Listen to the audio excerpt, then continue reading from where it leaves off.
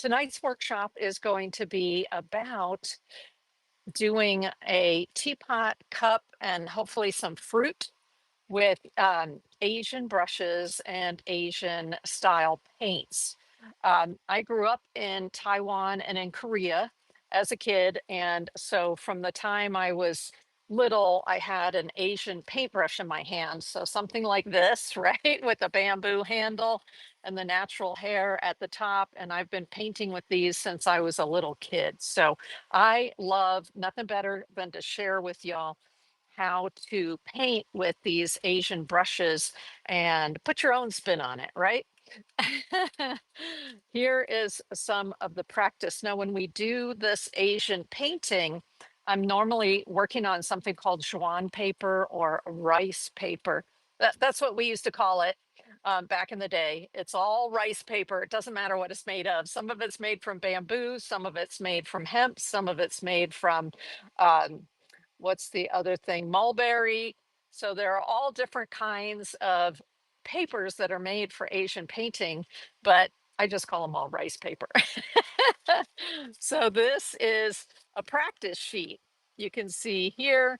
So when you're getting warmed up, it's important when you do Asian painting that you get warmed up before you go to do your final design. And hey, if you don't have Asian paints and you don't have the Asian paint brushes, don't worry. You can do these same techniques using watercolors and watercolor paper. The reason that I like to use rice paper to get warmed up is because, y'all, it's super cheap. Okay. Super cheap. For instance, this is a pack of, uh, notice they're calling it also rice paper. That's because that's what all of us call it. And you're going to notice the practice papers because they're going to come in a pack of 100 or 200 or 400, and they're going to be very reasonably priced. So a pack like this is going to be somewhere from $12 to $15, 100 sheets. But that's because it's the much thinner paper. It's like this. Okay. And so it's perfect for practice. You can see some of the ink almost comes through to the other side. So if you're doing a heavy wet ink application, it can come through to the other side. And what I do is as I'm practicing, this is which character? I mean, it's the character for heart. I think it's Shin, and this is Shan for mountain.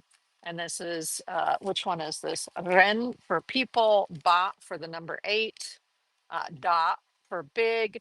So I just sit there and I get warmed up by doing characters that I'm familiar with, that are easy, that are fun.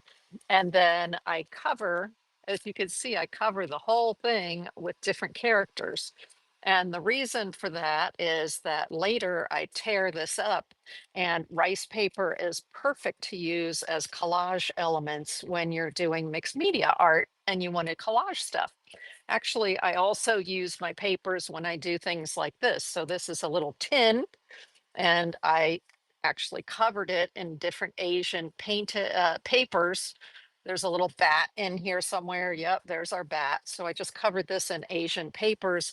So it would be like if you were doing decoupage, but I use the professional gel medium to do it. And this is where my fortune cookie fortunes go, that I use to collage into some of my artwork. So but that's where this kind of paper can come in handy. It's just your practice paper, but you can tear it up or cut it up and use it for other things. So it does not go to waste, but it's, like I say, super cheap, y'all. You can see here I was practicing a morning glory flower, because you need to practice to get your brush to have the right amount of ink in it. So what ink are we talking about? We're talking about Sumi ink. This is a Sumi ink that is already fluid in in a container. What I like is they generally give you some sort of spout or nozzle so that you can only dispense a couple of drops at a time, which is much better than, you don't want to just fill your whole container. I have a little container here from earlier. You don't want to fill this all up with ink because you want to be able to work with your ink and your water to get your different darks and lights in your gray. So here I was messing around and practicing before going to a thicker paper, and I was getting my darks and then my lights here, right? And then I messed around with the red a little bit, and then I had to use up the red ink, so I just put it everywhere.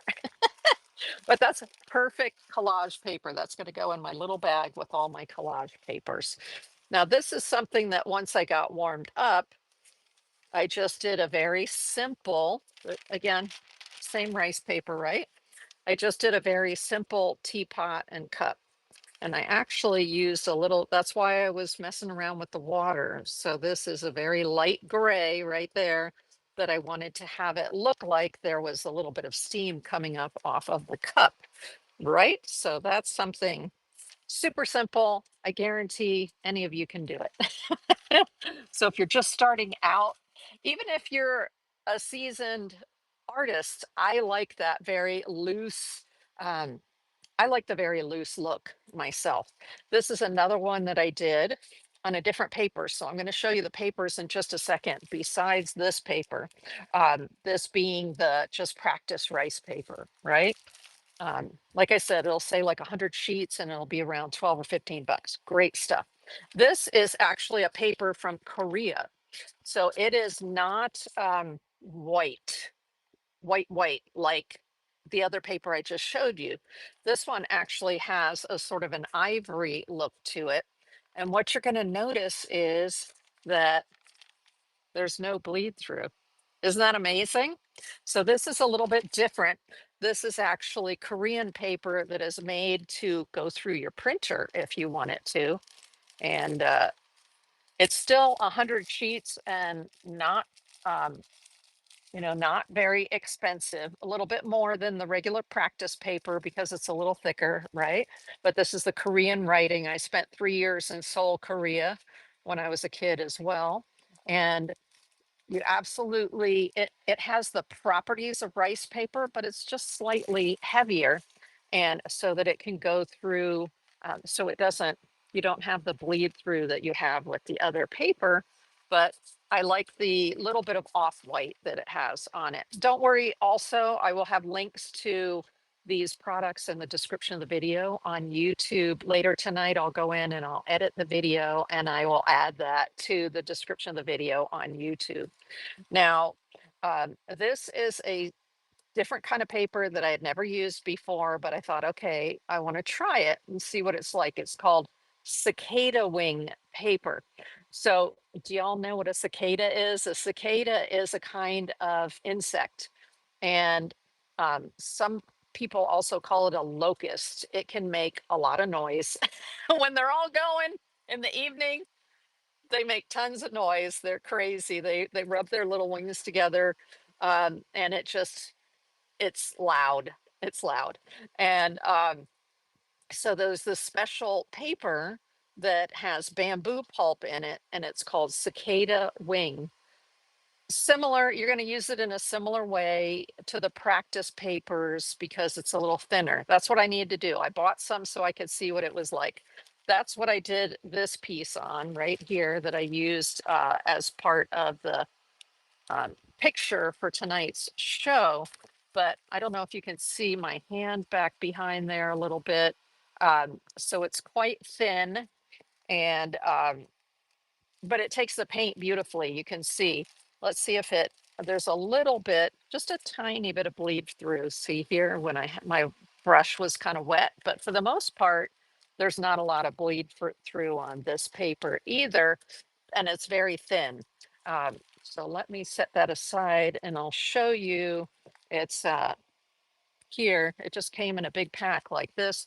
What I like about the cicada wing, so this is what it looks like out of the package like that. Eek. But what I like about it is that it comes in multiple colors. So if you want to do, we're going to work on this color tonight, which is the antique color, they call it. Isn't that beautiful? And when you imagine old Asian paintings, what do they look like? A lot of times they're done on silk, but through the aging process, they change color to look like this, right? So if you look at ancient Chinese paintings, they have this color in the background. So you can get the effect of an older painting, but with the new paper in the antique color.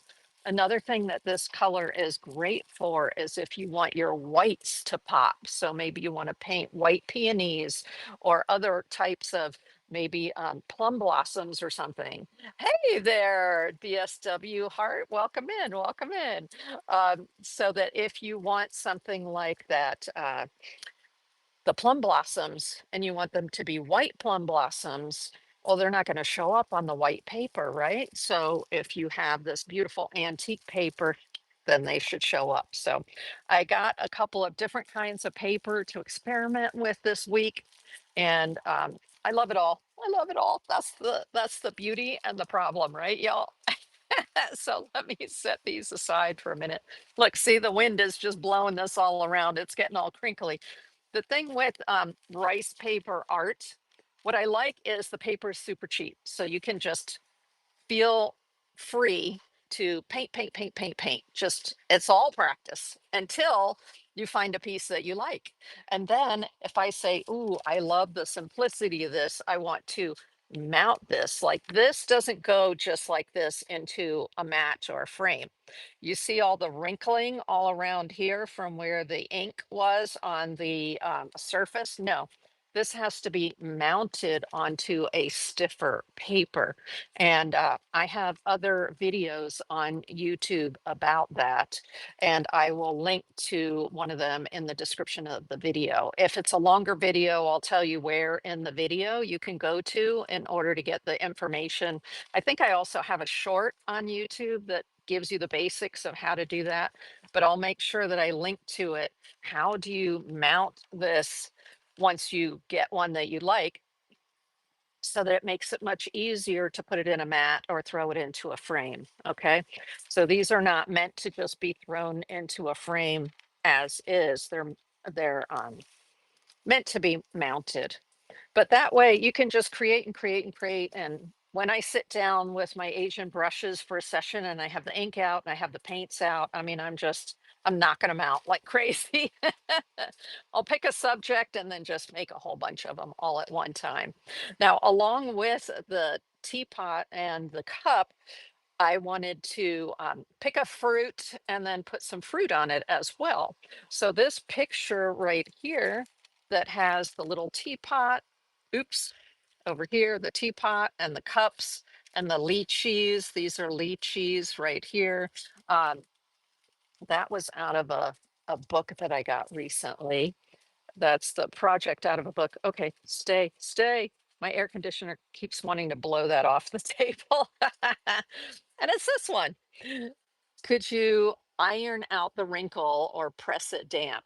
Um, Artie Joy, what I do is, yes, you can see the wind is blowing it from my AC. You can spritz the back with a fine mist of that paper, and that will help it to relax a little bit. And that's actually what I do when I mount it is I prepare my surface, my heavier paper surface, with a wheat paste, and then I lightly spray the back of the artwork, and that relaxes the fibers in the paper.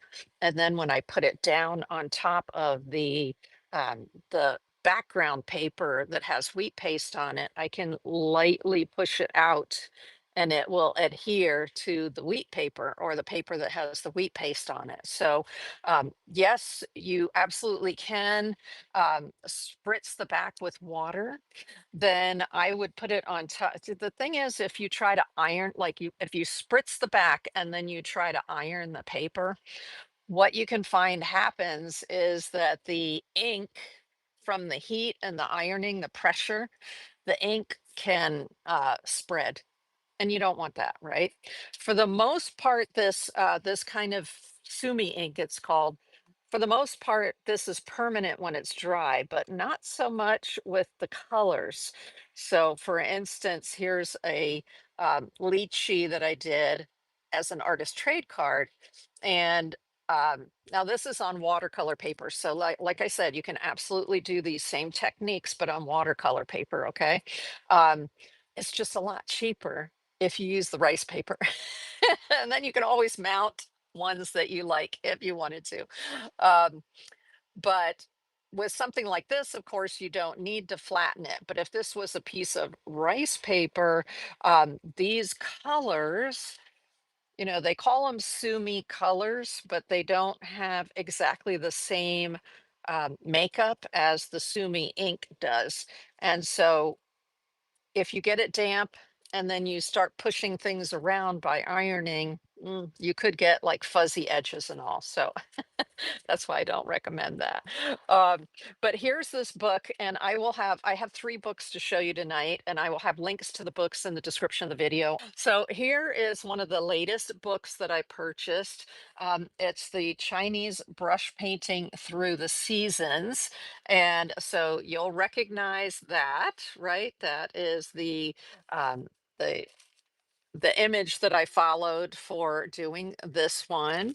And of course, you'll also notice, oh, not here, but on the one that's inside the book.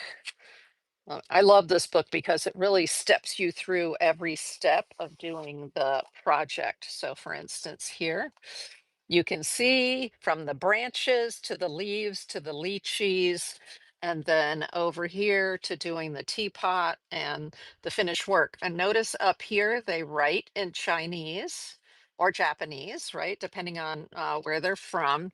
And so what I did, I could have put Asian characters on it because I do Asian characters all the time. For instance, here for lychee, let me find the lychee here. This one that I did for lychee, that's lychee right there. Okay, so that is the Chinese characters, but I used the Chinese brushes and I did it in English. Would you like lychees with your tea? So, and then down below that, you'll see little what we call chops, right? Those little images right here from stamps. And here, even a person has a chop. You know, since I moved a couple years ago, I had my chops have not shown up yet. I have a chop for me, for my family name. But here you can see they put a little red chop right there. So after you do your painting, you use this, it's like a sticky ink right here in a little pot. And then you use a chop, which is basically just a stamp of some sort. So I have this nifty kit called the Chinese Stamp Kit, and they already have, what's nice in here is they have a little book about the history of Chinese chops. This is called a chop, that little red thing. And sometimes you find like a painting and it'll have 10 chops on it. It's crazy. Each one means something different. Usually there's a chop there for the painter. So that is like I have a chop with my family name on it. And that's what I use normally when I do these. But here, for instance, this is the chop for love right here. So there's a little um, stamp on the end there. This is the one for harmony right here. So you'll be able to see right there. And what I did was I took strength and longevity. Those are the two that I put on here. So I put longevity here and I put strength here. So you can buy chops with interesting terms on them, right? Misty Mountain or something like that. And there's the chop for it. So, depending on the type of art that you like to do, you may want to purchase individual chops that have a certain message on them for yourself. And of course, you can always carve your own, right? Just remember they have to be mirror image so that when you stamp them down, they're going to come out the right way. That's true of any stamp that you cut, right? Not just that. Okay. And so that's why I wanted to show you there's writing usually. So when you do your painting, make sure you leave plenty of white space. So white space, or what some people call negative space, plays a big role in Asian painting. Usually you have lots of white space. And then into the white space, um, you get an area then that you can write and put your chops. Okay, so bear that in mind as you're painting. You're not filling the whole area, you're leaving plenty of white space. And sometimes you just leave the white space and it's okay. It's all about the balance. I'm trying to see if there's another one here that has, here's one with a little insect, and you see all this white space over here. And then, bink, they put just a little something up at the top, right?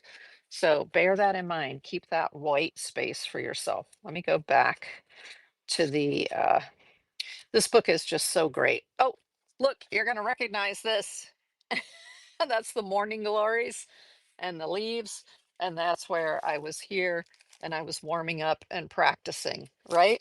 These books are great because you can just follow right along. Boom, boom, boom. Do this stroke, this stroke, this stroke, this stroke, and it'll tell you exactly what to do. But I love this book because it's quite colorful. It has a lot of fun. Actually, the for each season they have a different artist that is doing the lessons, and so it's interesting to see how the different artists do the various subjects. It's really neat. And then another book that I like. I got the idea for doing the teapot, actually more so than the other book I just showed you, is this one called Japanese ink painting. And it says the art of Sumi-e. So that's what this is, the Japanese name for the Asian brush painting. And so what I found in here is this, you'll notice the very simple teapot and cup, right? So this book is much more minimalistic than the last one that I just showed you, but beautiful. So most of what is in this book is simply one color like this. Let's see if there's even landscape wise, they're just showing you the one color. That way, you know, you can learn the techniques just by buying one container of ink or just using one tube of brown or black, like sepia is great, or your black in watercolor. So you don't have to do this just with the Asian inks and the Asian paints, you can do it with watercolors too. It's in how you hold your brush, which I'm going to show you when we go over top of the table. But yes, this is where I got the idea for doing the simple teapot and cup. And then I also did some research online. I love to go to my favorite website, which is Pixabay, and I'll put a link to that in the description of the video, pixabay.com. And so there I got this picture, which was another artist who did a rendering of a teapot. That's a little more complicated, right? A little more nuanced. There's gray and there's a little bit of sort of a tanny brown in here as well. And then this was a beautiful picture off of Pixabay, and there is an iron pot and a beautiful teacup. And I also love this color combination between the back and the front. But that is what I used as my inspiration for this one right here. Right. So I spent a little more time on it and got a little bit more detail going on that one based on that second picture. So that's how you can use these books for ideas and then go look, either take your own photographs or go look. As a matter of fact, I put some imagery out for you. I have a beautiful teapot. It's right here, and it's heavy. So this is an Asian, like you would make your green tea in here or whatever. It's metallic, it's beautiful, but look at what it has on the inside. Isn't that awesome? It's like a little strainer. So you put your green tea in there, pour your hot water in. It's metal, so it's going to keep it hot. That's why a lot of the teapots you see are metal or they're crockery that'll keep it hot. And this actually comes, oops, on a stand. So in the pictures, I have the teapot with a cup. Where did I put the cup? Here. With this is an Asian, like a Japanese style teacup. You hold it like this. You don't have a handle. And so I took pictures with the teacup and the pot, and those are available um, on YouTube. If you go to the posts tab, which is the community tab, you can find the pictures that I took of this teapot the stand and the teacup so that you can use those for yourself as your inspiration for this workshop if you want to do more renderings, because you don't just do one rendering, y'all. If you're studying a subject, you do many, many, many, many of them and many iterations of them. Now, this uh, book showed the teapot and cups together with some lychees, which is a fruit, and I love lychees. They're white on the inside and they have a bumpy outside and they taste amazing. But there's another fruit that actually grows in Florida, and that is called a loquat fruit. So this is an artist trade card I did. It's the low symbols here for loquat, and so the loquat is a beautiful fruit that comes ripe in the fall here in Florida. And this book, which is The Beginner's Guide to Chinese Painting Vegetables and Fruits, look at what's on the cover right here. These are loquats. So I thought, well, let's work off of my teapot. So the pictures from my teapot and the cup that I have, and then put some loquats with it, right? Instead of the lychees. I'll show you how to paint the lychees though, because they're pretty simple. Something else that you're going to need, I'm going to put away my reference guides because they're usually my starting off point and they're my jumping off point. I'll do projects from the books and then I will uh, come up with my own themes and my own ideas and my own pictures, and then I'll do my final artworks with that. Some other supplies that we're going to use besides this ink, which is the Sumi-e ink, there is a set by Yasutomo is the name of the company, and this is a Sumi-e watercolor set. So I'm going to show you here. These are big old pans. So a normal, like half pan in a watercolor set is tiny, tiny. But when you're working with these big fluffy brushes like this, you need more space to pick up your ink. So it's nice that these are shallow pans with the color. So it's like that. Nice big pan like that. There's actually a really nice set right now on sale that I put in an idea list. I'll put a link down in the description of the video on YouTube to the idea list.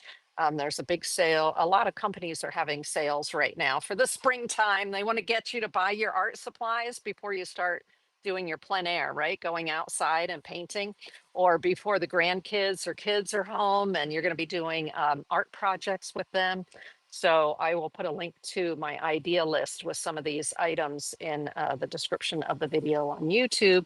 But this set is the Sumi-e inks, and it's perfect for using along with this Sumi-e black ink. And that's what I did here, was I was using some of that, but there's also another type of paint that you use with the rice paper that will allow you to dampen the paper and mount it. So not all watercolors will let you do that. All right. You need to use what are called Chinese watercolors or those Sumi-e watercolors. Okay. So this is a set from a company called Marie's, and they are specifically Chinese. So you can see here it says Chinese painting color. That's what you use. So that's actually what I put in here. It's in tubes. Here, let me open this and show you. So it comes in tubes like this in different sets. And I just have a little porcelain flower here, and you can see some of the different colors that I've squeezed into there from the tubes. So I use a combination of the tubes and these, what it would be called Sumi-e pans, to get the colors that I want, right? So I'm going to set this aside and we'll probably be grabbing some colors from there. And now, as far as of course, you want a couple of containers of water. So I have 2 containers of water on my desk. You want some sort of little dish for your ink. That's what I find works better. Like you could put your ink in one of these together with your other colors, but what I find is black loves to invade your other colors. And you don't want that. You don't want your black and your grays um, infecting other colors. So I usually put my black in a cup of some sort by itself.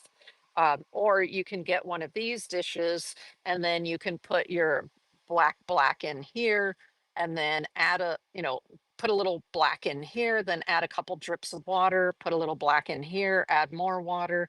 That's so you can get your variations between dark black and your grays.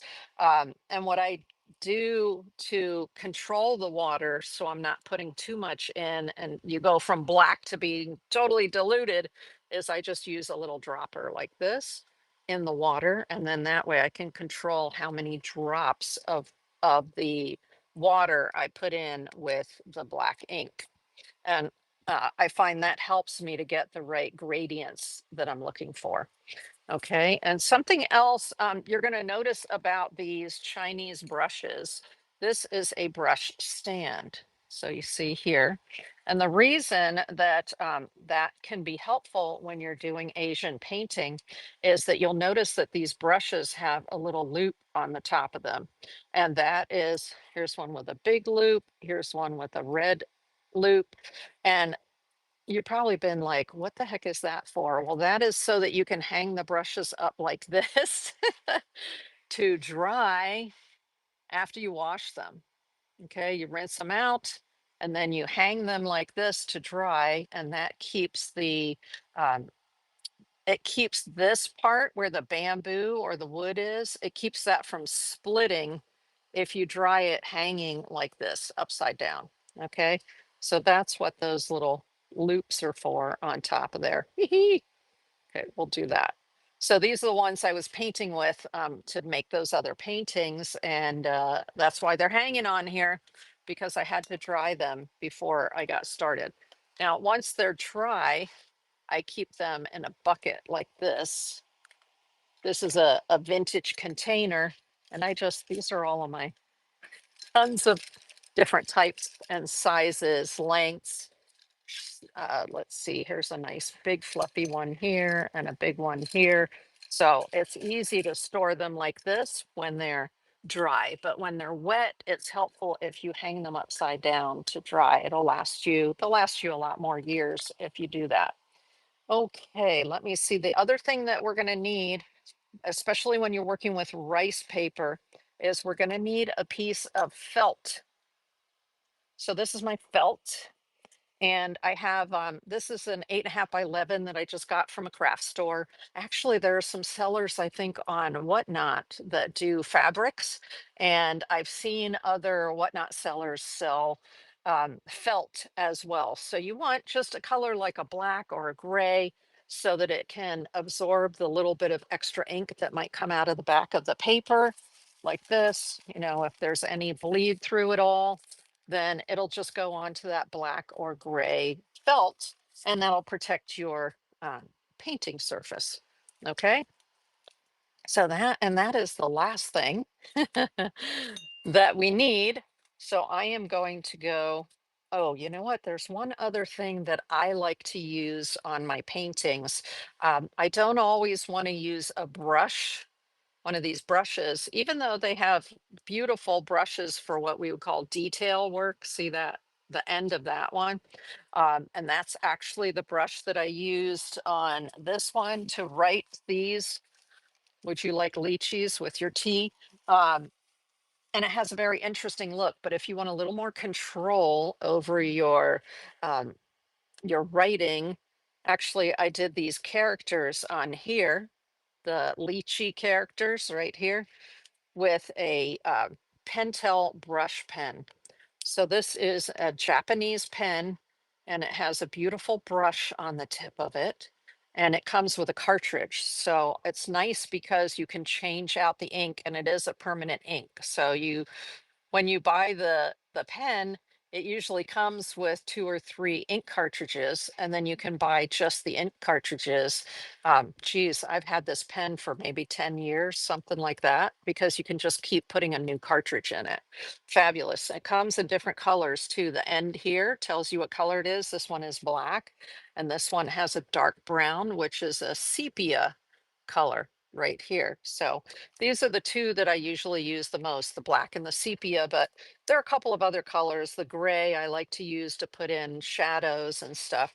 Um, Fabulous, fabulous markers. And that's what I use to write on these with. So you have a little more control than if you're constantly dipping into ink with a brush, right? So if you want that better control, then you want the Pentel brush pens. Okay, we are going to go over top of the table and get started painting. All right. Ooh, I'm so excited. Y'all, this is so much fun. Now, one of the interesting things about this teapot that you'll notice in the pictures, if you look at the pictures, where else? I have the pictures also on my own website, deetsart.com. I have under the events tab, there is an event for this workshop. So if it's since we've already started, it may be under past events, but I've got the pictures in there as well that you can click on and download. But do you see the dragon on here? That's what I thought was so cool about this one is that there's a dragon there. And that is awesome. So this is what the pictures look like right here. Whoopsies. Oh, let's move these books out of the way. Like I said, if you don't have rice paper, just use watercolor paper for what we're doing today. If you don't have uh, Asian brushes, just use your watercolor brushes. I would suggest that you just use round watercolor brushes, okay? So do I have one handy right here? Something round like this as a watercolor brush. Where's another nice round one that I have? Boop, boop, boop, boop. There we go. Something, this is a Robert Simmons Sapphire, really nice round brush. The trick is going to be in how we hold the brush as we're painting. Um, so a normal brush, we're going to hold like almost like we hold a pencil, right? So between your thumb and your forefinger like this. But an Asian brush, you don't. And then normally you're working on your side as well with a regular brush. But with an Asian paintbrush, you're going to have like this. So instead of having it like this, that sort of triangle right there, instead, you're going to put that middle finger up here as well. And what I did was I shifted my index finger up just a little bit. Okay. So that now I've got it, my thumb in between these two fingers on there. And most of the time I'm painting almost straight up and down. Yes, I do paint on the side as well, but I spend more time up and down than I do on my side when I'm painting with an Asian paintbrush. And then usually I will put this ring finger underneath the brush. So these two fingers and the thumb here, and then my or my pinky and my ring finger are supporting the brush like this. But make sure that you relax your shoulder, relax your fingers. You want it to be a very comfortable grip. You don't want it to be too tight. Okay. If you're not comfortable with that, I understand, use it like a regular paintbrush. But if you try to use it like a regular paintbrush, you're going to see that you're not going to get the same sort of flow that we're going to be doing. Um, which you can get by holding it in the proper Asian brush way. Okay. So that's all you have to do. You just change your grip. And I do that all the time, even when, thank you, that's cool. So even when I do any kind of painting, even when I'm doing regular watercolor painting, I will still um, do that. I will still think about my grip and then adjust my grip. And oftentimes, when I'm doing a regular watercolor painting, I'll flip from a regular watercolor hold like this, I'll flip to the Asian hold. See, sometimes I also put my my ring finger right here too to do it. So it's whatever you're comfortable with, the two or the three, right? The two or the three. But half the time I have my ring finger underneath it, and half the time I have my ring finger on top of it. You'll just I've been doing this. I've been Asian painting since I was a kid, and I am old. So for me, it's very natural and easy to hold the brush like this and then paint like this with the brush up and down. But I realize for people who are used to regular watercolor painting, that might not be a very comfortable position to hold your hand in. Okay, so we are going to, looky there, there are the pictures of this teapot that I have right here that I took for you and the stand. So I took some of them on the stand. That's just so you're not putting a hot teapot right on your table, right? They give you this really nice stand to go with it. Or here is the teapot without the stand and the cup, the teapot by itself. And I wanted to give you, in case you wanted to use some blue ink and do the teacup by itself, then I gave you a picture of the teacup. And then you may not want the teacup in the way of the spout of the teapot. So that's why I gave you this picture as well.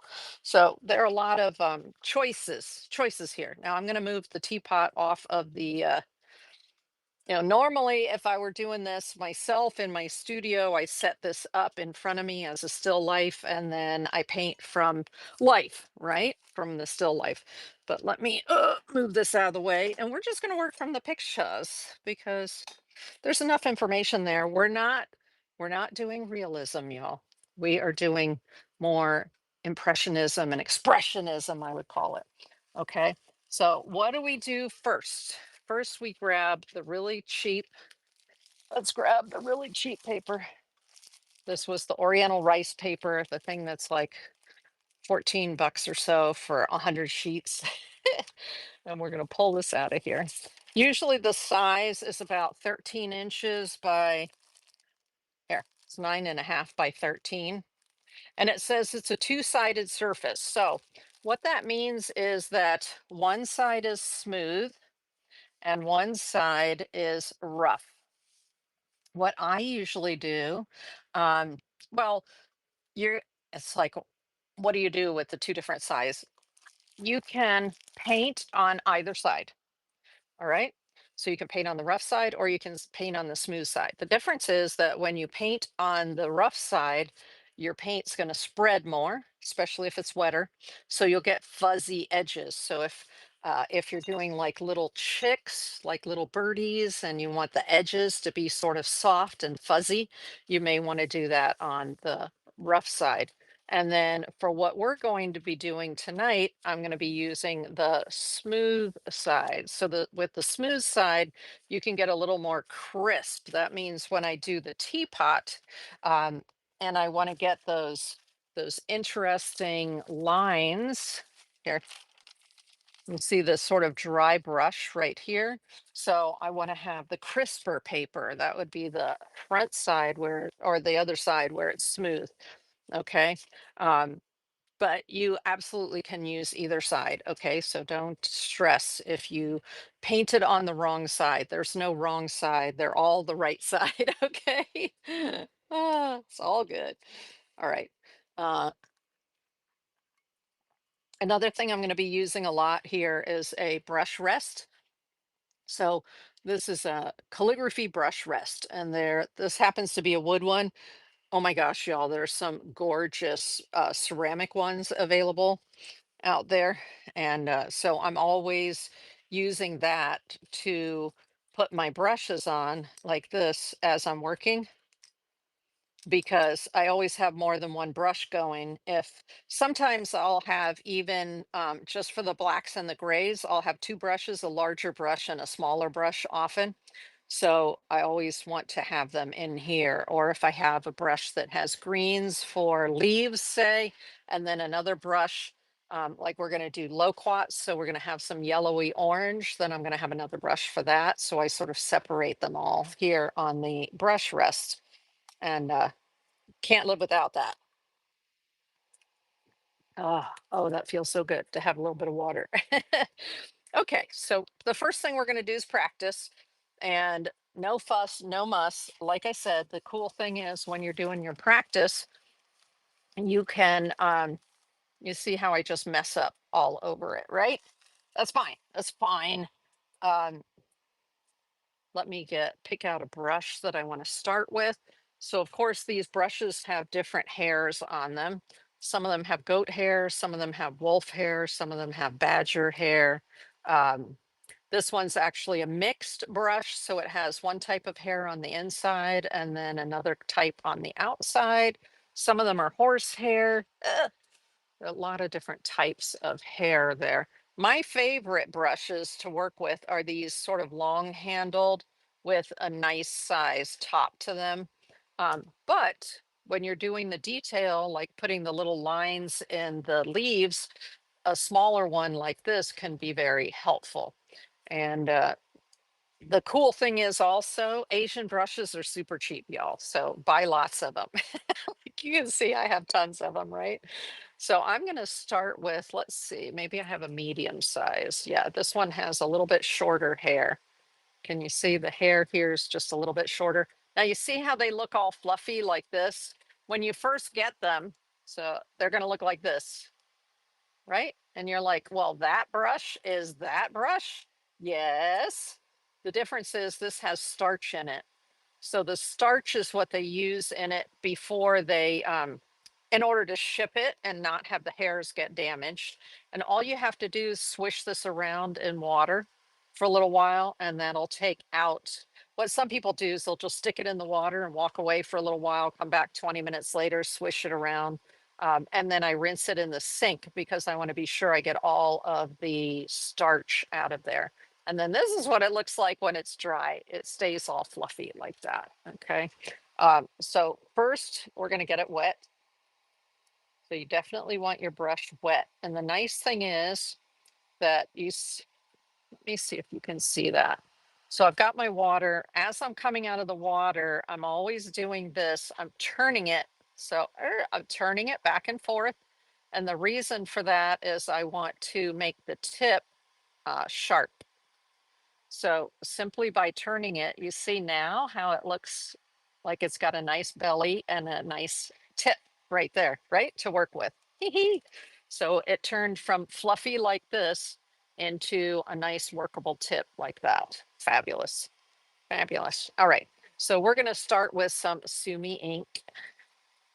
And usually I will, and I don't generally shake it, I swirl it, right? Isn't that the 007? He says shaken, not swirled, but I think I like my ink to be swirled to be sure that all of the soot or whatever they use to make the black with is up in there. And then, there's a little nozzle so I can put a couple of drops. This one's almost empty. Okay, so I put a couple of drops in there.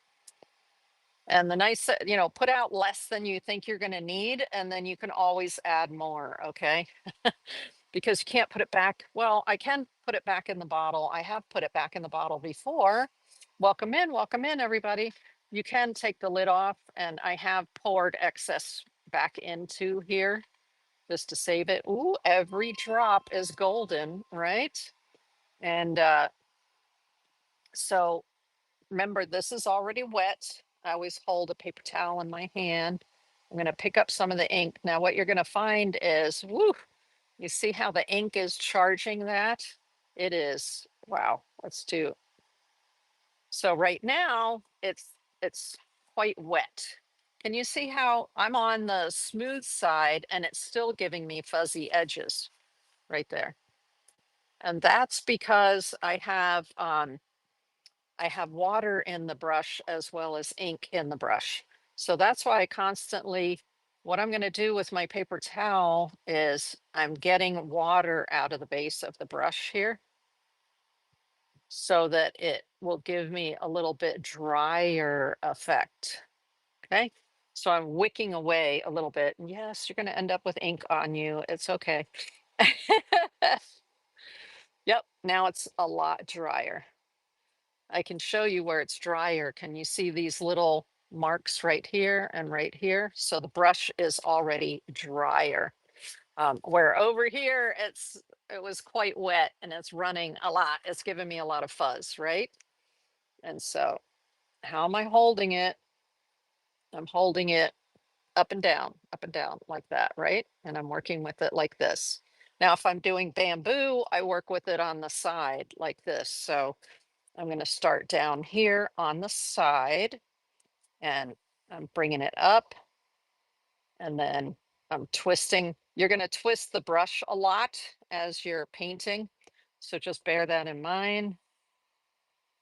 And then twisting it a little bit more. And then there is some bamboo. And notice you see how dry that is? That's because I took a lot of the moisture out of the brush by wicking the back end of the brush here, the belly, and taking some of the moisture out of it before painting with it. So now I get a little bit drier line. So hey, if you don't take anything else away from this workshop, but just whether it's a dry or a wet brush, you got a lot that you can go from right there. Oh, and then if I want to finish my bamboo, so bamboo is a good type of subject to warm up with. And so I've done the bamboo branch. Now I want to do the little sections in between the bamboo here. Notice I'm holding the brush up and down like that. One, two, three. And I just stick my ring finger over here. There we go. And you've got your little bamboo. So this is just warm up. I don't really care what this piece is going to come out like. I'm getting my brush charged with paint and I'm working on, is it too dry, too wet? Just warming up and getting what I need in terms of how wet or how dry is it. Let's do, this is just a little bit of bamboo here. And I'm turning the brush as I'm working. Okay. So it's coming from back behind there. All right. So this brush is not quite ready for prime time yet because now it's really dry. So this is when, and I usually have a separate container just for the black because this can tend to get really black fast. And I only put a little bit of water into the brush and now I'm really working it on the little dish. That's why I want you to have a separate dish for your black instead of trying to work with it in one of these little flower type things. Okay. So I just grabbed a tiny bit of water and then I'm turning my brush with the ink on it. And now this brush is charged with a little more water in it. So these leaves are going to look a little bit different. Yep. And now they're beginning to give me a little bit of a fuzzy edge right here. So let me see. What else am I going to do with this? Just getting warmed up. Let's do a little cup. What I like about the Asian cups is that they don't have any handles, so you don't have to wear it, and they're usually not quite so tapered. So you can see here, there's not much of a taper to it on the side, so it makes them rather easy to do. Now I can tell this brush is a little dry, so I'm just going to put a little bit of water in the tip, and I'm going to work it on the side of the bowl like that to get my tip back. And then let's do this cup. So the cup, I'm looking at this picture that I gave to y'all, all right, to get the feel of the opening of the cup. So I'm just gently touching the paper and then it comes in a little bit here and down, in a little bit here and down. And then this comes around and then there's going to be a little foot there. Okay. So this is you just practicing form because it creates muscle memory for your hand.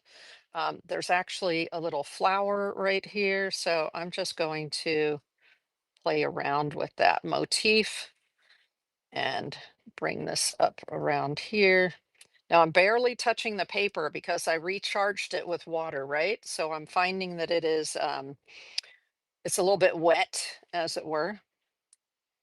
And let's just bring this in here.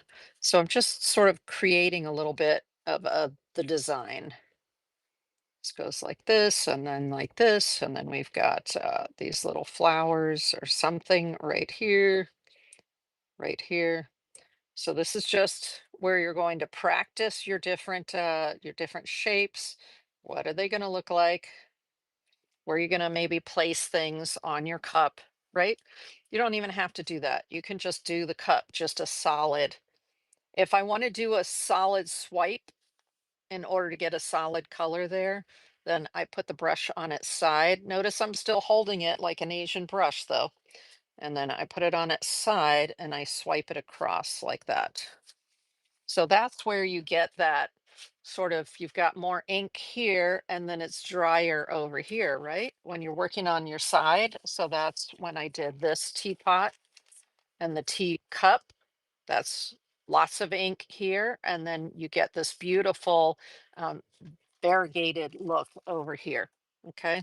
So that's what I was doing with this cup, is putting it down and swiping it across and lifting it a little bit as I swipe it across, so I get that look to it. Now you're going to want to do that where you have your heavy or dark wherever you want your shadow. So bear that in mind when you're looking at something, when you're looking at a scene. Where do you want your shadow? You don't want to put the shadow on your cup on the left hand side and put the shadow on your teapot on the right hand side, right? Because then it'd be like, where, oh, do you have a light over here and a light over, like, where's the light coming from? So think about your light source. In this particular case, my light source is over here, like this. So this side is lighter and this side is darker. And that's true even inside your drink. If you want to put any drink in there, you want this part over here to be darker. And sometimes there's a little bit darker right along the inside of the there as well. So we've got a little cup going on. Um, like I was saying, these sheets, I just go boop, one sheet, boop, another sheet, boop, and we're going to grab another sheet and do teapot, work with the teapot. So we're beginning to get this brush charged, right?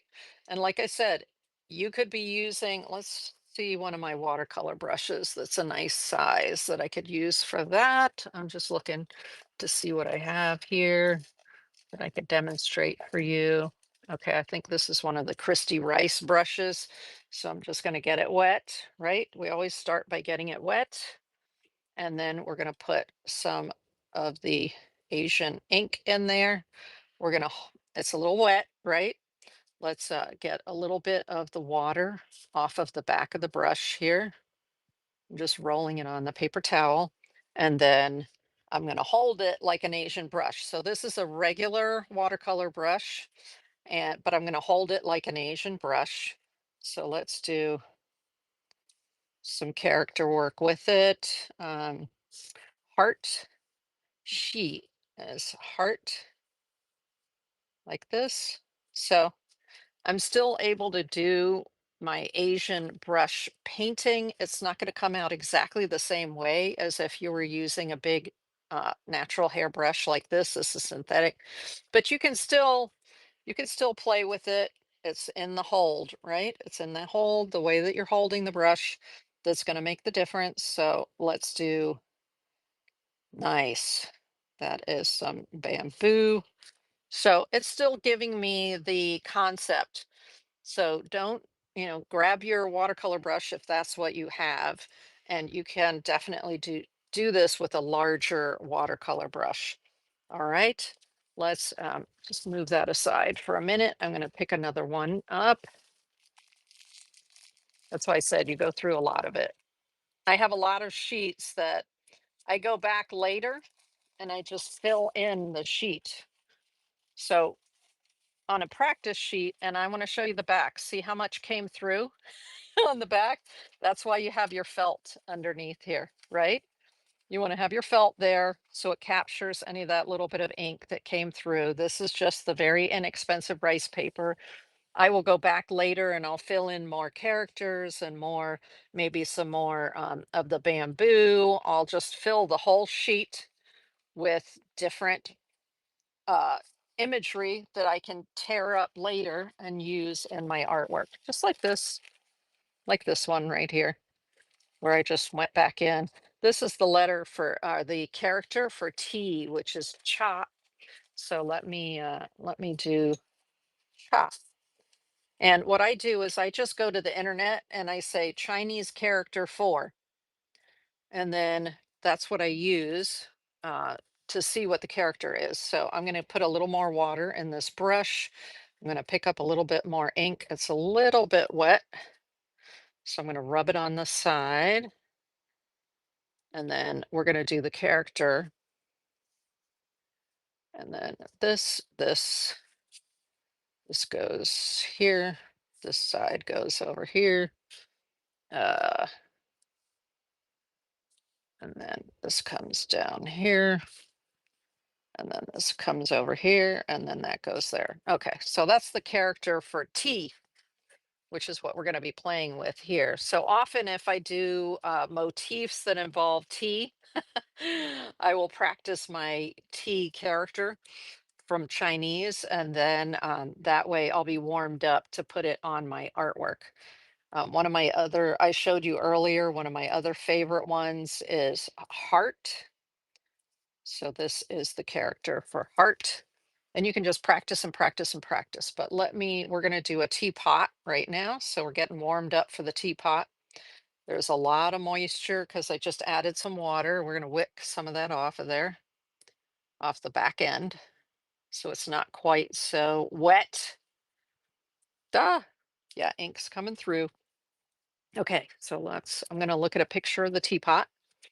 So let me get to, uh, I'm just going to look at this picture right here of the teapot. Let's see, can I put it somewhere where you can see it? Can you, let me see if you can see it. Yeah, you can see it right there. Okay. No fuss, no muss. Don't stress yourself, okay? This is all warm up. It doesn't matter. You can do the teapot 50 times and then say, "Ah, okay, now I'm sufficiently warmed up," right? So I'm going to start with that distinctive handle right there. And so it comes up, and then you're going to press a little harder. I'm twisting, remember, I'm twisting the brush often when I'm using it. And then, so that is the handle. And then I want to do another feature that's here is that little top right there. So I'm just going to do the top sort of like this, right? Simple. We're looking at simple right now. I'm going to do the lid. The lid has to come around here just a little bit more. And then the back of the teapot comes around here, right? So if you're creating an outline, it's called the bone technique. You're creating the skeleton or the bones that you're then going to um, put your painting into. Or you can just say, okay, I have a teapot. I'm going to put my brush on the side here, and I'm just going to bring the teapot around, right? So you can either do it with a full stroke or you can build the bones. When I'm first exploring a subject, I usually like to build the bones, and then later I'm familiar enough with the subject that I can just come in and do the subject using just the brush. And we're going to bring this over here. And we've got a nice spout that comes out here and then comes down like this and then like that. So we have the beginnings of a teapot, and we'll bring this over here some more. So now we've got that part of the teapot. And what I want to do here is let's see about the dragon. I'm not going to do a full on dragon. I'm not going to do the whole thing, but that's why I left some areas here left some areas where I don't have, it's not too heavy. Even though you see that the whole teapot is dark, you don't need to paint the whole teapot dark, okay? You can leave some of this light area, and that way you can come back in here. For instance, down here, there are some clouds. So I'm just gonna, I have a lot more ink that I charged onto the tip of this. And then I'm gonna go like this. So I'm just doing little clouds here on the side, just sort of following along with the design of what's on the side there. Then for the dragon, we've got this coming out here. We have the snout, we have this coming out here. So I'm building it based on what I see in the picture. We've got the eye and the back of the head. We've got another eye over here. We have some horns coming off of there. One horn, two horns, and then we have the rest of it coming off the back. So I'm just playing with the concept here of the dragon. Now, you might want to just do the dragon by itself and then come back in and redo your teapot several more times with the shapes of the dragon on it. Okay, so that's kind of how I would build that. Right now, I'm going to mostly focus. You can do that on your own time later. You have the pictures available to you on as a post in the community tab on my YouTube channel and on my website. And so you can go and play with that later. Now I'm looking here to see what else I can do here to give you the effect of, you also want your brush strokes to go out since it's a teapot and the teapot is round. You want to make your strokes round so that you have the impression that it's going around like that. Okay, nice. So first warm up. Let me put a cup, and my ink is getting low, but that's fine, right? I don't mind if it starts to go into gray, that's fine. You can always just add a few more drops if you need a few more drops of ink, right?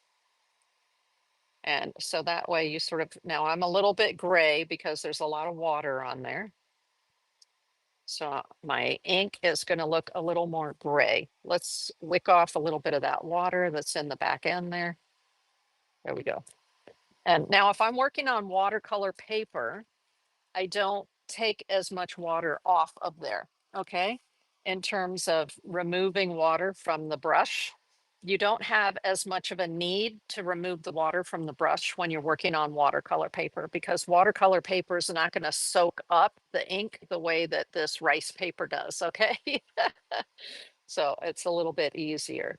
Now I want to do the cup over here. Notice if I was going to do this image with the cup in front of the pot, that I have to think about that and place the cup before I place the teapot, right?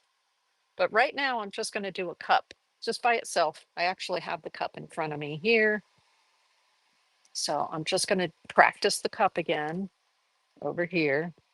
And we're going to bring this around and this down. The nice thing is you can look online and you can see all different kinds of designs of these beautiful, like Japanese tea ceremony cups or things like that. And let's say, see, this is dark over here. So I'm going to do the same. I'm going to start over here and just swipe across to get that lightness, darkness here, lighter over here, right? So that's what I do with practice, and I would do it multiple times. Practice, practice, practice, practice. Now, that's just working with the teapot and black. Let's go to another color. We'll enhance this with a little bit of color, and then I also want you to see how I do the loquats. That's the fruit. And then here are the loquats right here. And then we'll come back and we'll get a piece of paper and we'll do all three of them together. We'll do the pot, the cup, and the loquats. All right. But what I need you to see here is changing the brush. So I'm going to go to a little bit shorter hair here. But what's the first thing I have to do? I have to get the brush wet first so that the hairs are a little more, so that the hairs will work for me. All right. You can even squeeze a little bit of the water out if you don't want too much in there. And let's say that the beautiful thing with this Sumi-e set, they have a really nice warm, sort of warm brown here. Let me pull that out so you can see what it looks like. Oh, it's so pretty. Such a nice sort of warmish brown like that. And then there's a dark brown if you wanted something really dark. And then you can see here I use this yellow ochre a lot. And often I'll put some yellow ochre on and then I'll pick up a little bit of this burnt sienna kind of color and then work with, you can charge your brush with two colors like that. And then also give you some interesting effects. So let's do this on the cup and do this here on the pot. So I'm just going to bring it around on the pot, just giving the pot a little bit of color, not too much. There. So we've got just a little bit of color on there. And you have to let it, you don't really know what the final color is going to look like, just like with watercolor until it dries. You have to let it dry. And sometimes you have to come in and layer more color on top. So that is very similar to the way that you do it with watercolors. Okay, so let's just move that aside and then we'll get some more. Ah, look, see the back right there? How the ink comes through. And I'm like, ee! Okay. So when you move it, just bear that in mind. If I take this and I put it on top of another piece, it could potentially bleed through until it's dry like that. But I'm going to put it on top of this other practice piece. So it's fine. That'll buffer it. Um, so let's do the loquats. So you know what a loquat looks like. Love the loquats. Somewhere in amongst my photographs, who else has a massive photograph album, right? ah, somewhere among my photographs, I have pictures that I've taken of loquat trees that were on the school campus of where my daughters went to school in Fort Lauderdale. They had a tree, a loquat tree. I always looked forward to when the loquats were going to be ripe. It was awesome. All right, let's take this time for the loquats. Let's take a little bit of color here. Now I've already got in my little porcelain flower, I have this sort of orangey red. Let's put a like a light orangey yellow in the center because the loquats are sort of a yellowish. They're rich yellow like this. Yeah, they're very much like that. But I'm going to put a tiny bit of a lighter yellow in there so that I can sort of adjust it if I need to. A little bit lighter, a little bit darker. There we go. So let me, again, these were the Marie's Chinese colors, not Marie's also make something called Marie's watercolors, which you use on watercolor paper. These are specifically Chinese colors for using on the rice paper. And I'm going to show you what the front of it looks like. You see the horses on there? So it is the box of Marie's Chinese paints with the horses on the cover. Okay. All right. So that's what we're working with. And we're going to do some loquats. So in the books, I noticed they have, when they're doing their loquats, they're doing them round. But for the tree that we had on the campus there, where my children went to school, the loquats were a little bit more almost pear shaped, smaller, much smaller. They're only about that big. But instead of being round, they had a different shape. So I've got yellow in here. And I'm going to put a little bit of this sort of red on the tip. So that way we have a an orangish yellow with a red tip. Okay.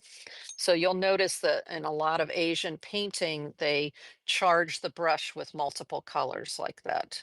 Is there a hair ready to come out? Let me make sure I have this in my hand. Let's get a little bit of that excess water out there. Uh-oh, looks like I had some black on there. Okay, well, we're on our practice sheet, so we don't have to worry about it, even though it looks like I had some plastic black in there. Um, so loquat in the books, they're showing them as round. So I'm going to do it here and then like that.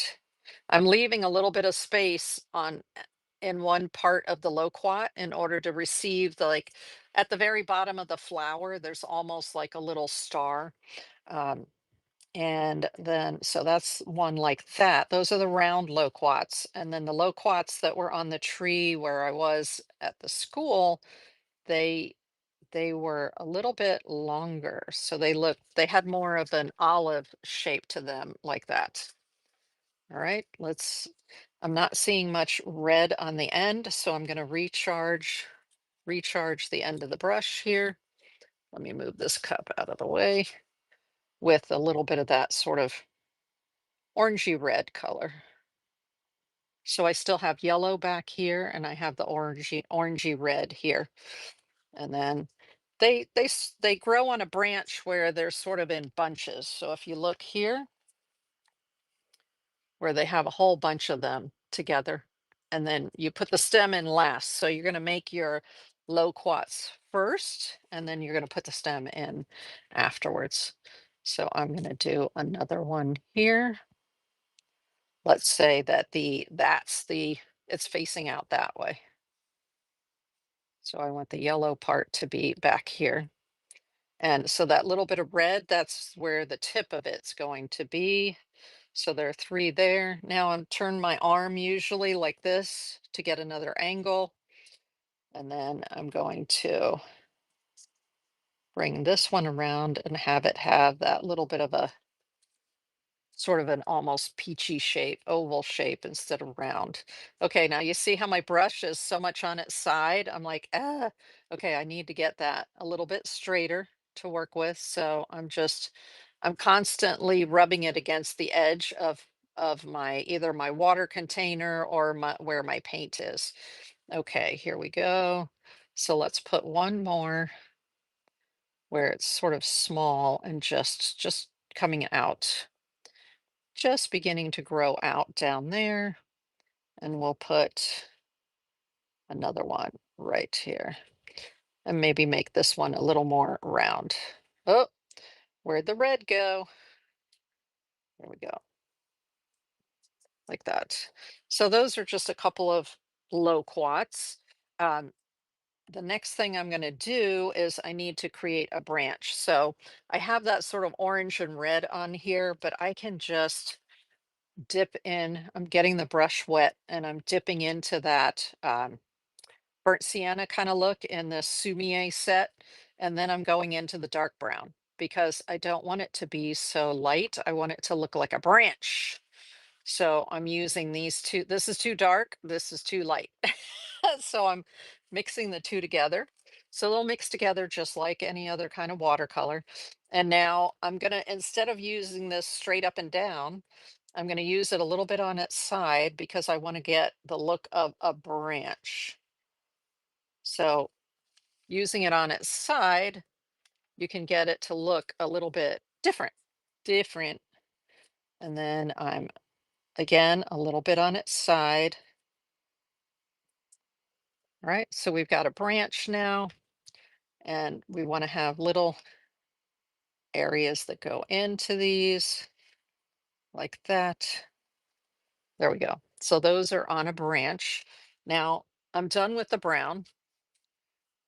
Actually, I'm not done with the brown. Now what I need to do is I need to lighten up the brown just a little bit. So I'm adding a little bit of orange to the brown right here and just a tiny bit so I can get the tip. And now these little spots on the top here, right where the flower used to be. So this one, I'm holding it like this. Now, notice how I'm way down here. If I want to be loose, I'm up here at the back of the brush. And if I want to be more precise where I put things, I come way down here to the tip. So I'm supporting the tip of the brush. And then I'm putting this and like that. So now we've got those little, where the flower used to be, those little bits. Okay. So that's your loquats. You can make them round for simplicity, or you can make them elongated like these, which were the ones that were on the tree where we were. Now I'm going to get this, I'm going to use this for the leaves as well. So I'm just going to get the color off of there. Yee! And then loquat leaves are long, kind of long and skinny. Not skinny like a grass, but still somewhat thin. So we've got some blue in here and we've got some yellow in here, right? So we can make our own green by mixing the two together. That's the green and I mean the yellow and the blue will give us a kind of a green color. Okay, that's a little too emeraldy. Let's try a little bit more of this other yellow here. So I'm always experimenting. There, that's a nice green. There we go. So you just put your yellows and blues together, or you could have dipped in here. But what I find with this green right here, this green is very artificial looking. Let me show you. I'll just use the regular watercolor brush, but let me show you when I put it here. That is an emerald color that looks very artificial. So I usually mix this with other colors in order to get the green that I want in the moment. All right. But I already had blue and I already had yellow um, in this little flower. So I just put the two together and made some green from the blue and the yellow. So now see, every so often you're going to lose some hairs from your brush. Don't worry about it. But the for the loquat, the leaves are long and thin. So I'm just going to make it just a little bit. They're kind of like that. Some Asian painters like to make them more squared off at the top instead of being instead of having a point, a distinctive point. They are a little more squared off on the end there. So I'm just going to bring another leaf up in here, right? And then another leaf. Let's say there's a leaf in here. So see how I'm turning my hand and this brush has already started to be sort of wide. So there we go there, right? So you just play around with the leaves. Now you're going to need to let the leaves dry for a minute. And then, so sometimes I have my heat tool and this paper is okay if you dry on it. Last week we were doing UPO paper, which is a polypropylene paper.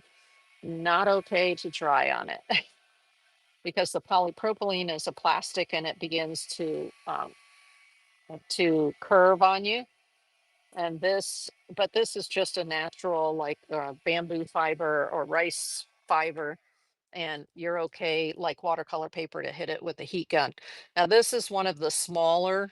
This is a Famui smaller Asian brush, and so this is what I go back in and I do the lines with on the leaves.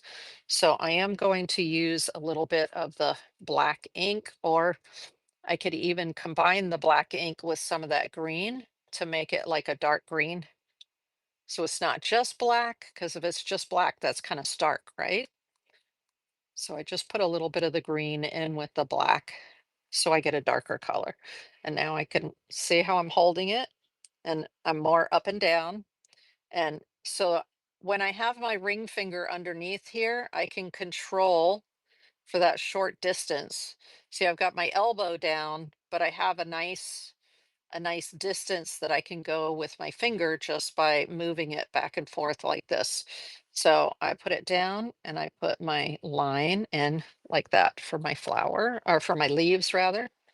So this one right here, this one over here, and then you just add in the veins for your leaves. Now these, I can see that the leaves were a little bit still not all the way dry. So I'm getting a little bit of bleed. Normally I would wait a little bit longer, go away, get a snack, have a cup of coffee, something like that, and then come back so that it's nice and crisp and dry so I can get nice crisp lines out of it. Okay, so let's do this and then over here. Right, so that's how you're going to do the lines on your leaves like that.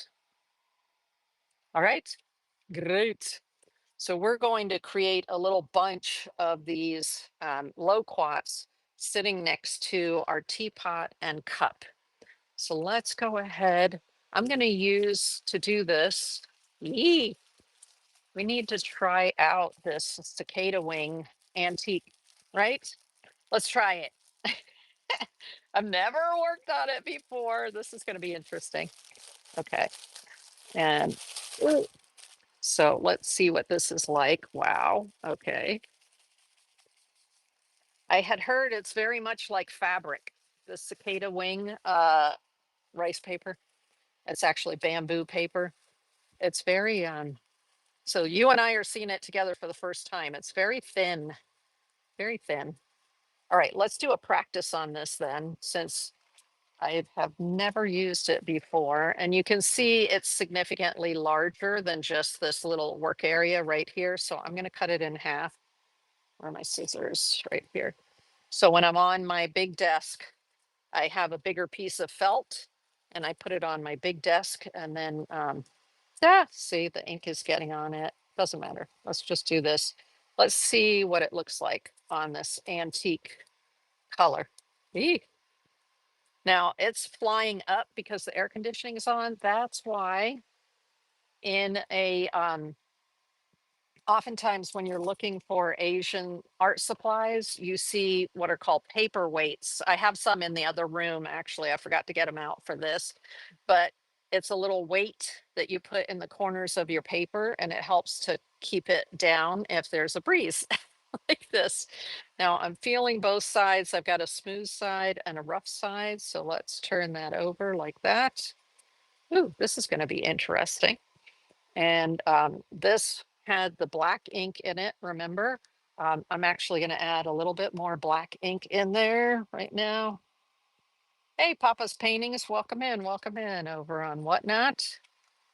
Okay, so I'm just putting a little bit more in there of the ink, and let's charge the tip of the brush and then get a lot of it off the side here. And then I can feel that it's very wet. Okay, I'm gonna have to put something on here to stop it from flying away. If the air conditioning doesn't run, it gets quite warm in here right now because it's still sunny outside here in Florida. So I'm going to get some of the water off the back end here of the brush. There we go. And then what are we going to do? Let's do the teapot. So I'm not even looking at the picture now. That's why I do lots of practice. I do lots of practice. And then when I go to my actual artwork, a lot of times I don't even look at the picture anymore. If I've done proper practice, then I don't have to worry about it, right? So I'm going to put the cup here. And it's just this type of cup right here. I like to put the little pedestal on the bottom of the cup myself. Um, And then where's my light source going to be? I'm going to say my light source is from over here again. So I'm going to lay my brush on the side and swipe across there. There we go. And just a little bit in here as well. Okay, let's see what it looks like on the back. A little bit of bleed through, not too bad. very similar to the white. And then, okay, I do need to look at this a little bit because I didn't practice where the two of them meet, right? Where they intersect. So I'm going to look at this picture. Oops, let me just move that onto the brush stand. Okay. Now, when I print these on my home printer, I make each picture of 5x7, and you can fit two 5x7s on an 8.5x11. So it's very efficient that way. You get two pictures on each one. Let's just put this here so that you can see it and I can see it because we didn't practice this one. So right behind the cup right here, I've got I'm going to do the bone, which means I'm just outlining a little bit here. There we go.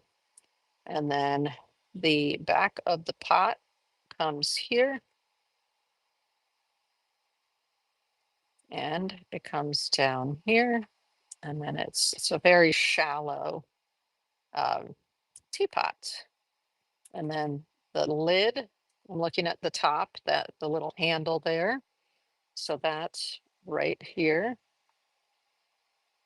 And the little stem for it. And then here's the back of there's the teapot lid right there, right?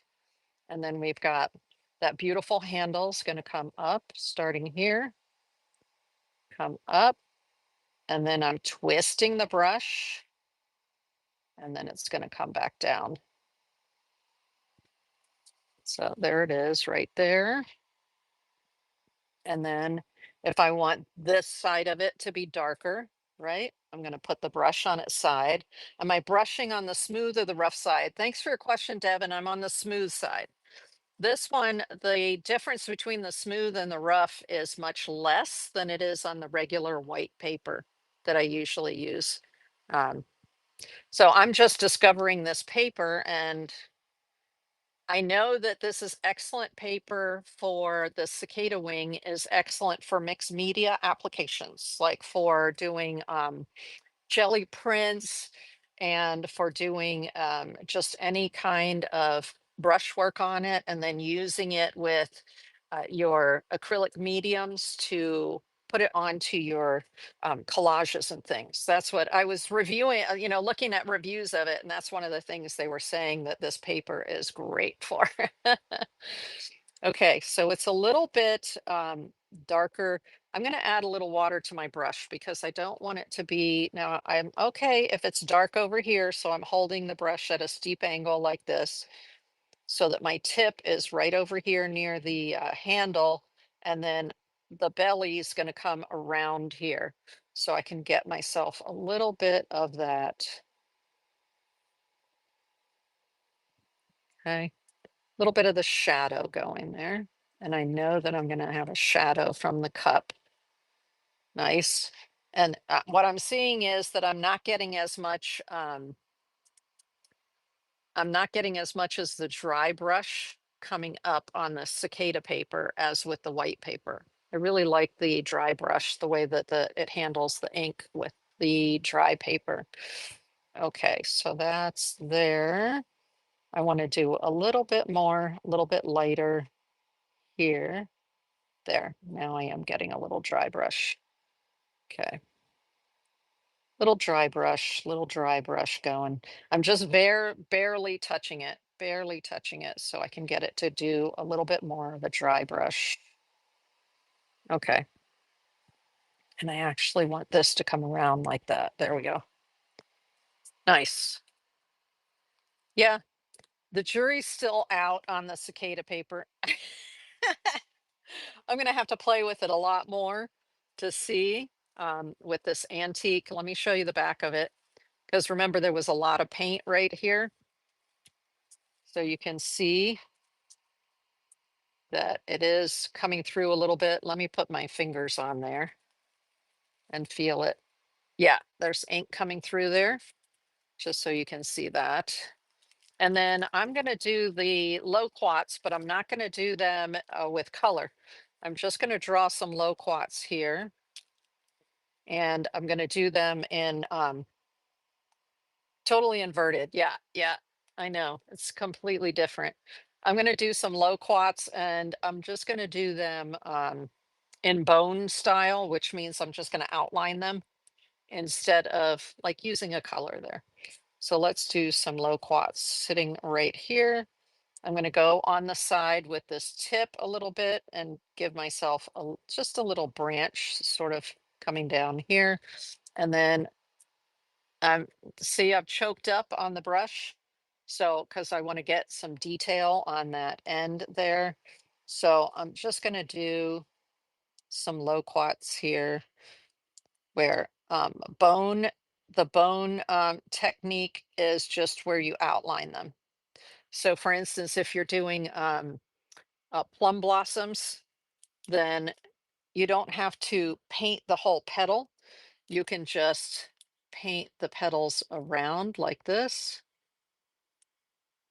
and then put the little centers to them. And that is called the bone technique of building um, your paintings. So you'll see a lot of Asian paintings when they have the cherry blossoms, you have the branches, and then the blossoms themselves are just the little lines like this with the black. Okay, instead of coming in with a color. So right now I'm just doing the loquat. I'm giving them a little bit of black. I'm going to add a little bit of water to this and see if it's more gray. If I bring lots of water in, I can get it to go a little bit gray. And let's see what happens when it's a little bit gray. See, I'm getting a lot of the water out of there. And I'm going to go here. And then let's see what happens when I try to do these little loquats. Okay, a little more control. Let's just do another one over here. And another. So these are right here. So that's just doing a few on this cicada paper, just to see what is the cicada paper like. Let's do that, and let's do that a little bit. Okay. So interesting, right? Interesting with that sort of antique look on the back of it. But let me see if I can put a piece of white paper behind it so that you can see kind of what it looks like. So there's what it would look like once I mounted it on a white piece of paper, right? Because this is super thin. So you don't just put this into your, this won't just go in your frame. You have to mount it on another piece of paper. So if I were mounting it on a white background, that's what it would look like, something like that. So, interesting. I'm going to have to play with it a lot more because it's taking the ink more, because it is thinner, it's taking the ink a little more aggressively. And so I'm having a hard time getting the variations in black and gray that I normally like to work with. Hmm. Okay. I'm going to bring a little bit. See, this is gray, but it's coming up almost black. I'm putting a shadow in where that handle is, but you basically can't differentiate it from all the other colors, right? Will the wrinkles flatten out? When I mount it, then yes, the wrinkles will come out. And I do my mounting a little bit differently than a lot of the Asian well, I've never seen anybody else do it the way I do it. I use the pre-made paste. I'm looking to see if I have it on the table or not. Yes, I use the pre-made Japanese paste, which is this nori paste. Um, and I use that to put on my backing paper. So most people will take this paper, they'll flip it over, and then they'll put the wheat paste on the back of their actual piece of artwork. I don't do that. I take the piece of paper I'm going to mount it onto, which is usually I like to use the Hanamula bamboo paper, and I will not I'll not put the wheat paste on here. I'll put the wheat paste on the Hanamola or a piece of watercolor paper. I'll put this nori paste on with about a third water and the paste, and I will get the paper nice and completely covered in the nori paste. And then I spray the back of this paper. So I spray the back of my artwork with water to get the fibers to loosen up a little bit. And then I hold the paper and I do it like this, like kind of in a U shape, like this. And then I put it down. It helps if you have two people because I put it down like this on where the wheat paste is. And then I use this Princeton wedge, which is a flexible silicone wedge. And then I begin to I put a piece of wax paper on top of here. And then I gently pull it out from the center like this. And if I see any wrinkles, I lightly lift it up like this. And then I go back in again and I gently wipe across it. So I do it that way instead of getting the back of this all wet. All right. That's just my process. It's a little different from what you'll read in the books, but I find it works for me. And all right, let's use a piece of white paper.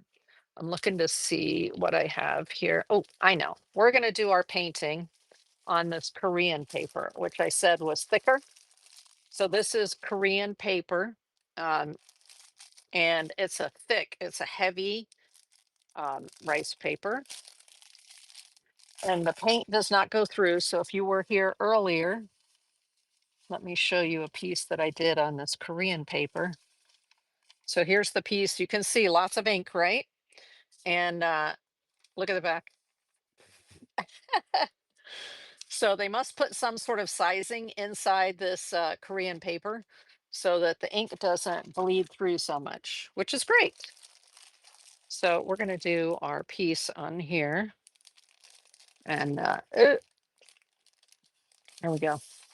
So that's a nice, this size is the A4. Like I said, I'll have links to these in the description of the video on YouTube. Later tonight, I'll go back in and put the links, but this is the A4 size, and this is Korean writing. So Korean writing is quite a bit different than Chinese writing and Japanese writing. So, I look at it and I know right away, oh, that's Korean because I lived in Korea. So I studied Korean when I lived in Korea. Um, all right. Ooh, look, the air conditioner's not running. Great. So let's work on this piece. And we're going to I think I will put a branch of the loquat over here, and then the cup and the teapot. All right. So we're going to use this picture. If you weren't here earlier, I put these reference pictures of the teapot and the cup um, in my, it's under the community tab on YouTube. Um, you can find the reference pictures or on my website, which is deetsart.com. Okay, so I'm going to use this as my initial picture, and then I'm going to put some loquats up here, like coming off of a branch. Okay, and I'm going to leave this area over here with nothing on it so that I can put characters if I want to write something or put Chinese characters over here or Japanese. You can look up Japanese characters. They're not always the same as Chinese. Okay, so I've got lots of ink on here now. I'm just reaching back into the ink. So I put the ink in on the brush and then I get a lot of it off of the brush like this on the side.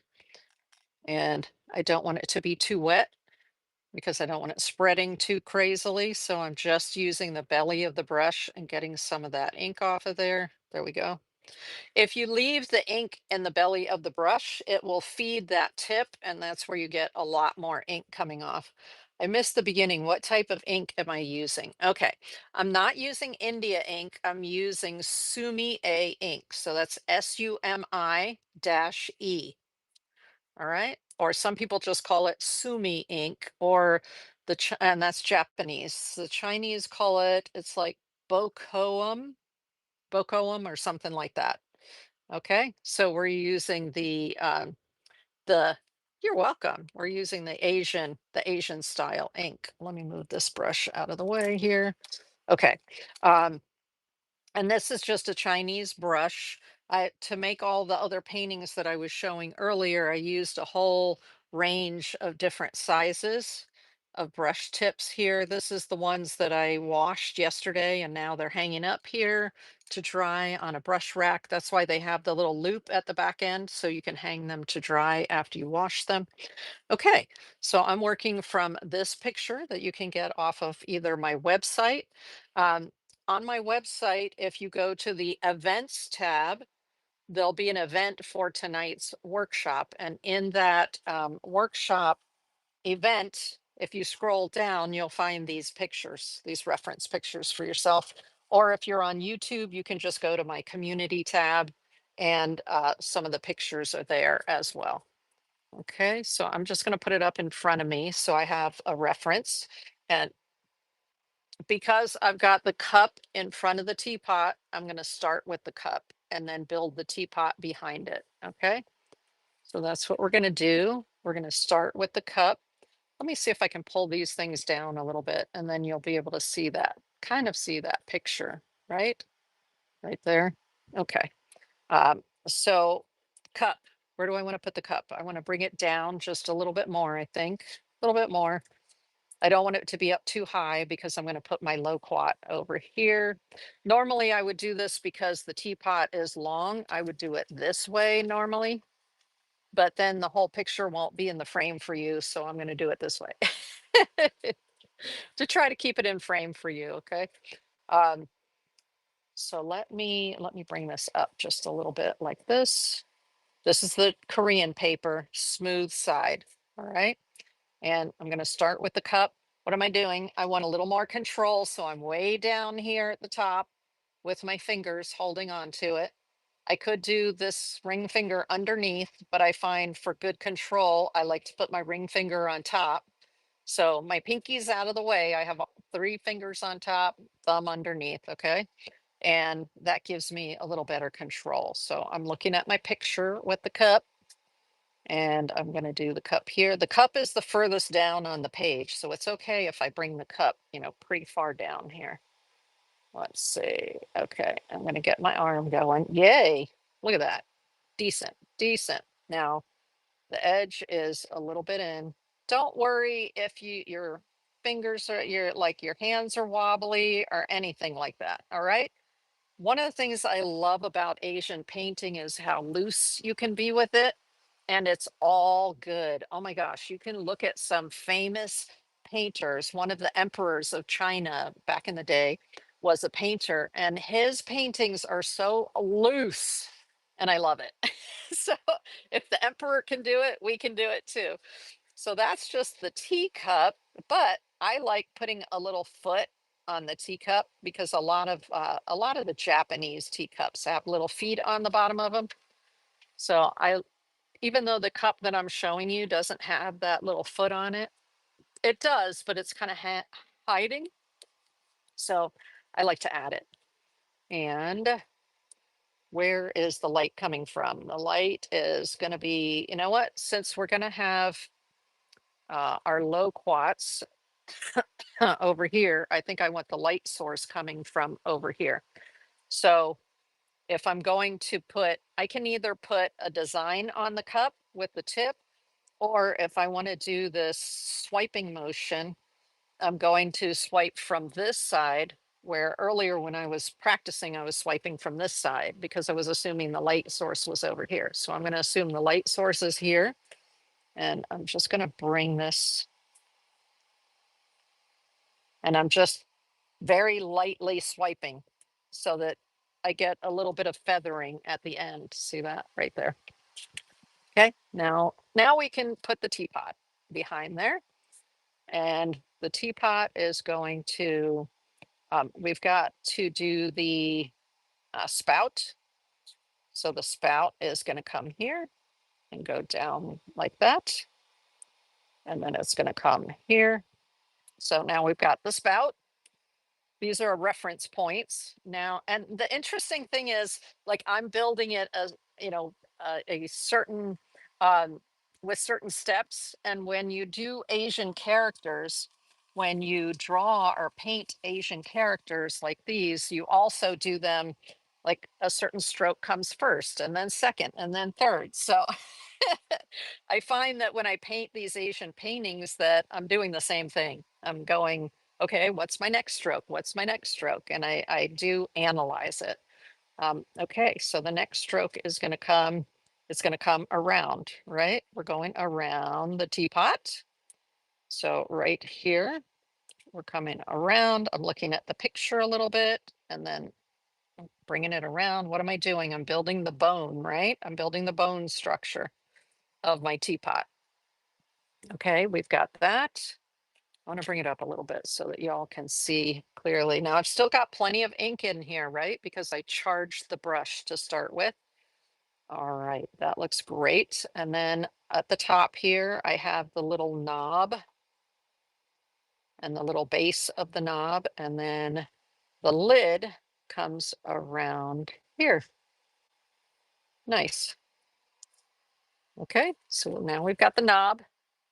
And we've got the base of the teapot. Don't worry if the teapot's not exactly the right shape. It does not matter. You just need to go stroke, stroke, stroke, stroke, and relax. It is all okay.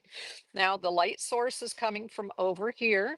So there's going to be a tiny bit of shadow right around here on the lid.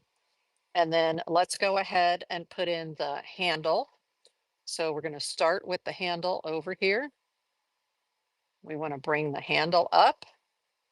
It's going to get a little bit thicker as it comes across. And then I'm turning the brush because I want it to be a little bit uh, thinner as it comes back down. And it's going to come back down into here. Now, is it perfect? No. Does it matter? No. Because when you're Chinese painting or a Sumi-e painting in particular, it's about your experience. Like, what are you experiencing as you're painting? And you are interpreting what you see. Or you may not even be looking at a picture. You may just be doing it right out of your mind. And that is all okay. All right. Now, it doesn't show it on this picture that I did, but a lot of teapots in Asia have a wrapping of bamboo around the top. So I will do that later with a brown, like a light tan color when we're working with the those colors for the loquat, right? Because there's usually a little bit of rattan up here around the handle. And then down here, there's a little bit of darkness. So I'm gonna hold my brush at a steep angle. What am I doing? I have the thumb and the three fingers um, from the cup because the cup's gonna throw a shadow on the pot, right? So right here, I'm with the tip and the belly. I'm doing this because this is where the shadow's coming from, right? Over that way. And then I'm looking at the picture a little bit to see where there might be more shadow. There's a little bit of shadow underneath here at the bottom of the tip of this. Oops, let me show you here. If you look here, there's a little bit of shadow right down there. Now, I'm not going for realism, but I want it to just inform what it is that I'm doing. And then there's a little bit more darkness over here that comes around to show that it's a round body, right? So I am going to bring just a little bit more here. There. So now I've got, it's very recognizable as a teapot. You don't have to get too fancy. Okay. Nice. And I want to put a little bit more, I'm just using the tip and I want to put just a little more darkness on that handle where you would pick it up from. Okay, cool. So we have our teapot, we have our cup. I'm actually going to adjust this just a little bit like this. so that I have a little bit, so that my circle is a little bit better on my cup. There we go. So I could sign it and be like pot and cup, right? Teapot and cup. I'm done. Or what we're going to do is we're going to do some of the loquat up here in the corner, and then that beautiful fruit. And then we'll come back and we'll add a little bit of bamboo on the handle, and we'll add a little bit of blue on the cup. Why not, right? Because a lot of the cups, the Japanese and the Chinese cups, have this beautiful, these beautiful blue designs on them. Okay, cool. And I'm also noticing the edge of the cup right here is brown, right? Isn't that pretty? So I might put a little bit of brown on there while I'm putting the bamboo on the handle. Okay, let's move this out of the way. Now we're going to do some loquat up here. And I'm going to retire this for the moment, this particular brush.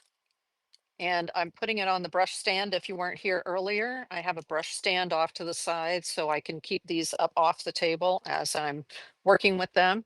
And normally when I'm doing a painting session, I'm going to go back and forth with the black anyway. Once I finish this painting, if I need more black for the next painting, it's already, the brush is here. I just put a little water in it, a little ink, and I'm ready to go. Okay, so let's see which next brush I want to use for the loquat. I'm thinking this brush from Sumi-e. Now I want to show you the hair is a little bit different.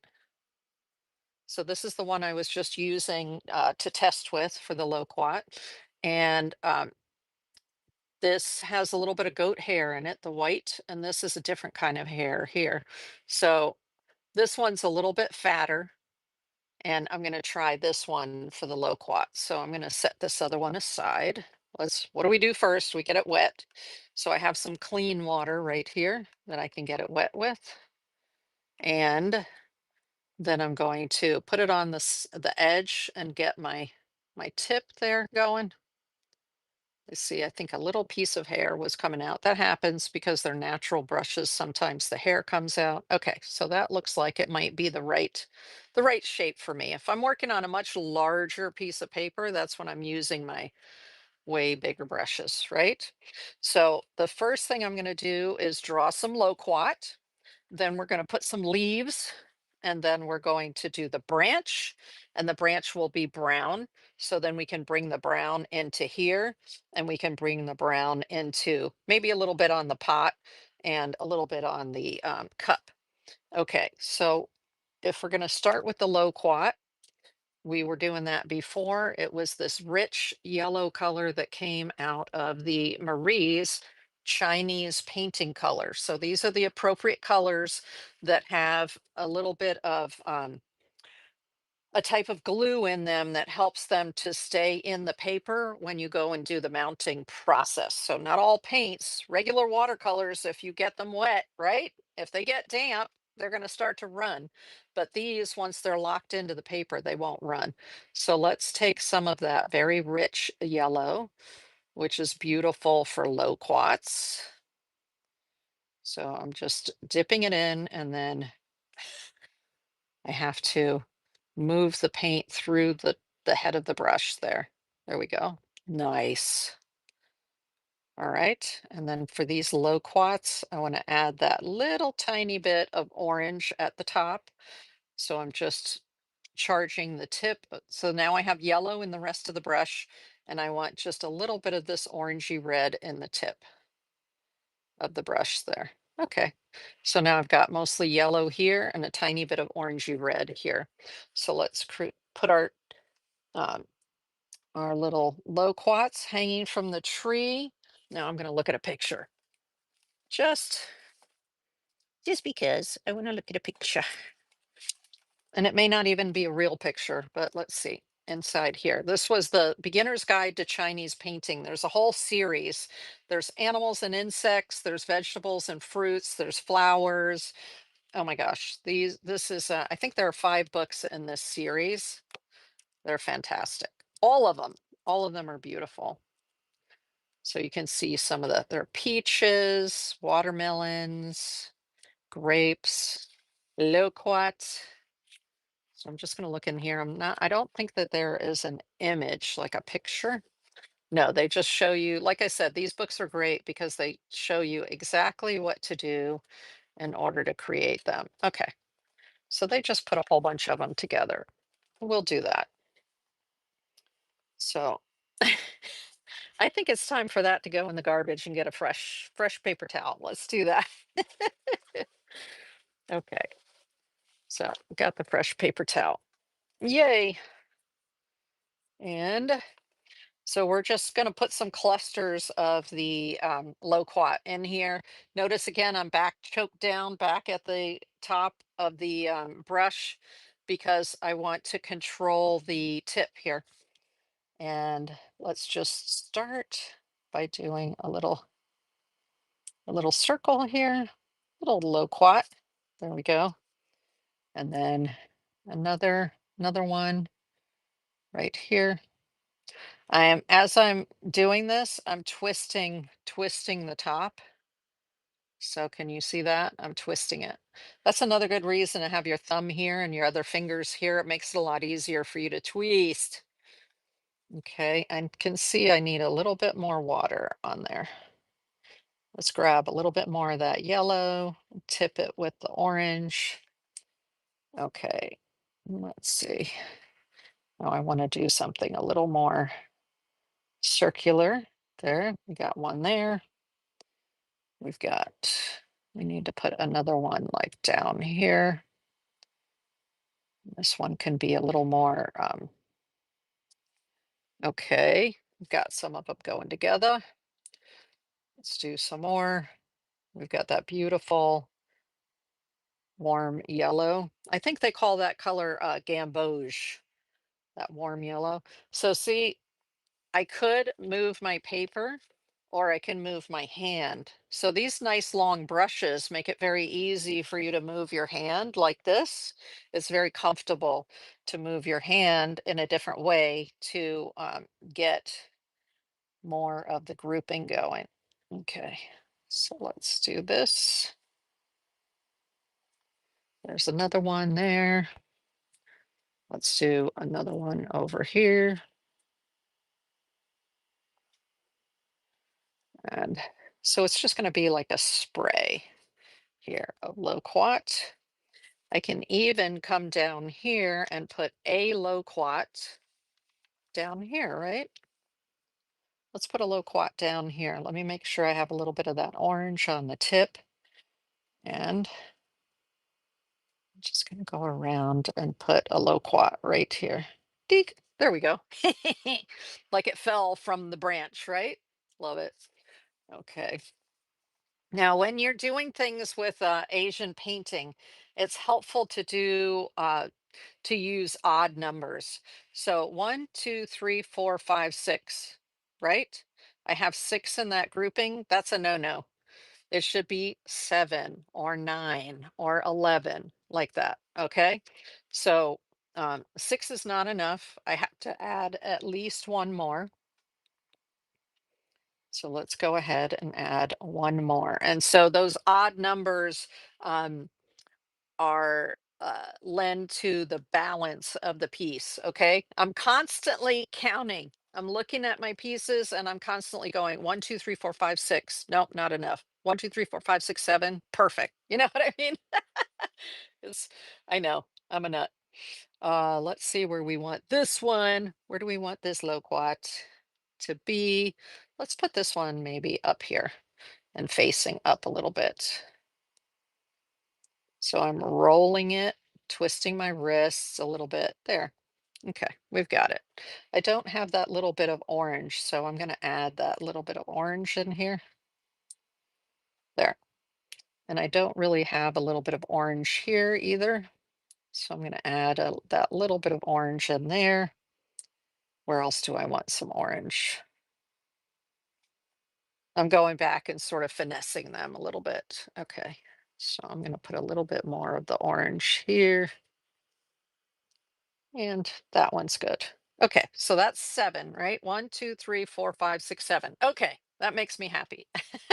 And now I've got 7. I'm good. I'm good. I've got 7.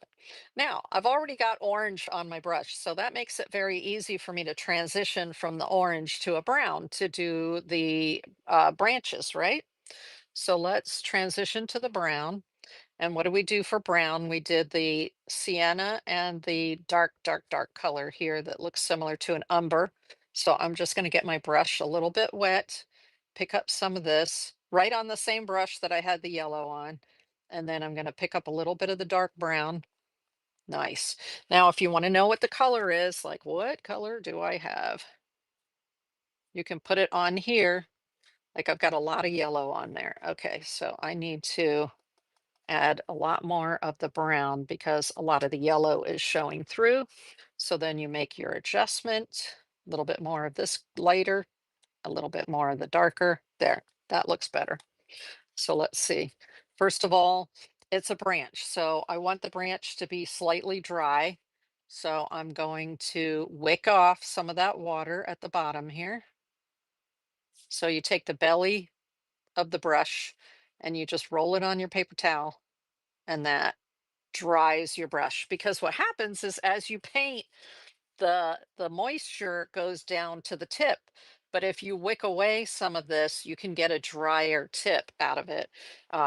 If you want something that has these little dry lines like this. Okay, yay. So now we've got to do the branch. So I'm going to take it off, and I'm not going to do it straight up and down. It's a branch, so I want to do it.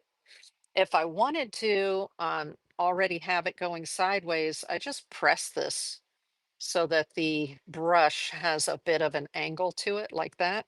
And that can help also with the branch. So I've got a branch coming down over here, and I'm going to bring it around and then through here.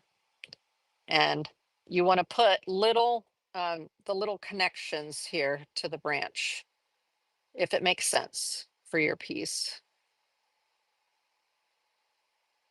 like that.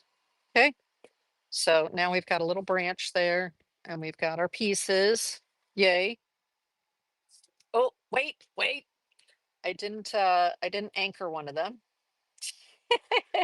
I didn't anchor this one. There we go. Now it's anchored onto there. Okay.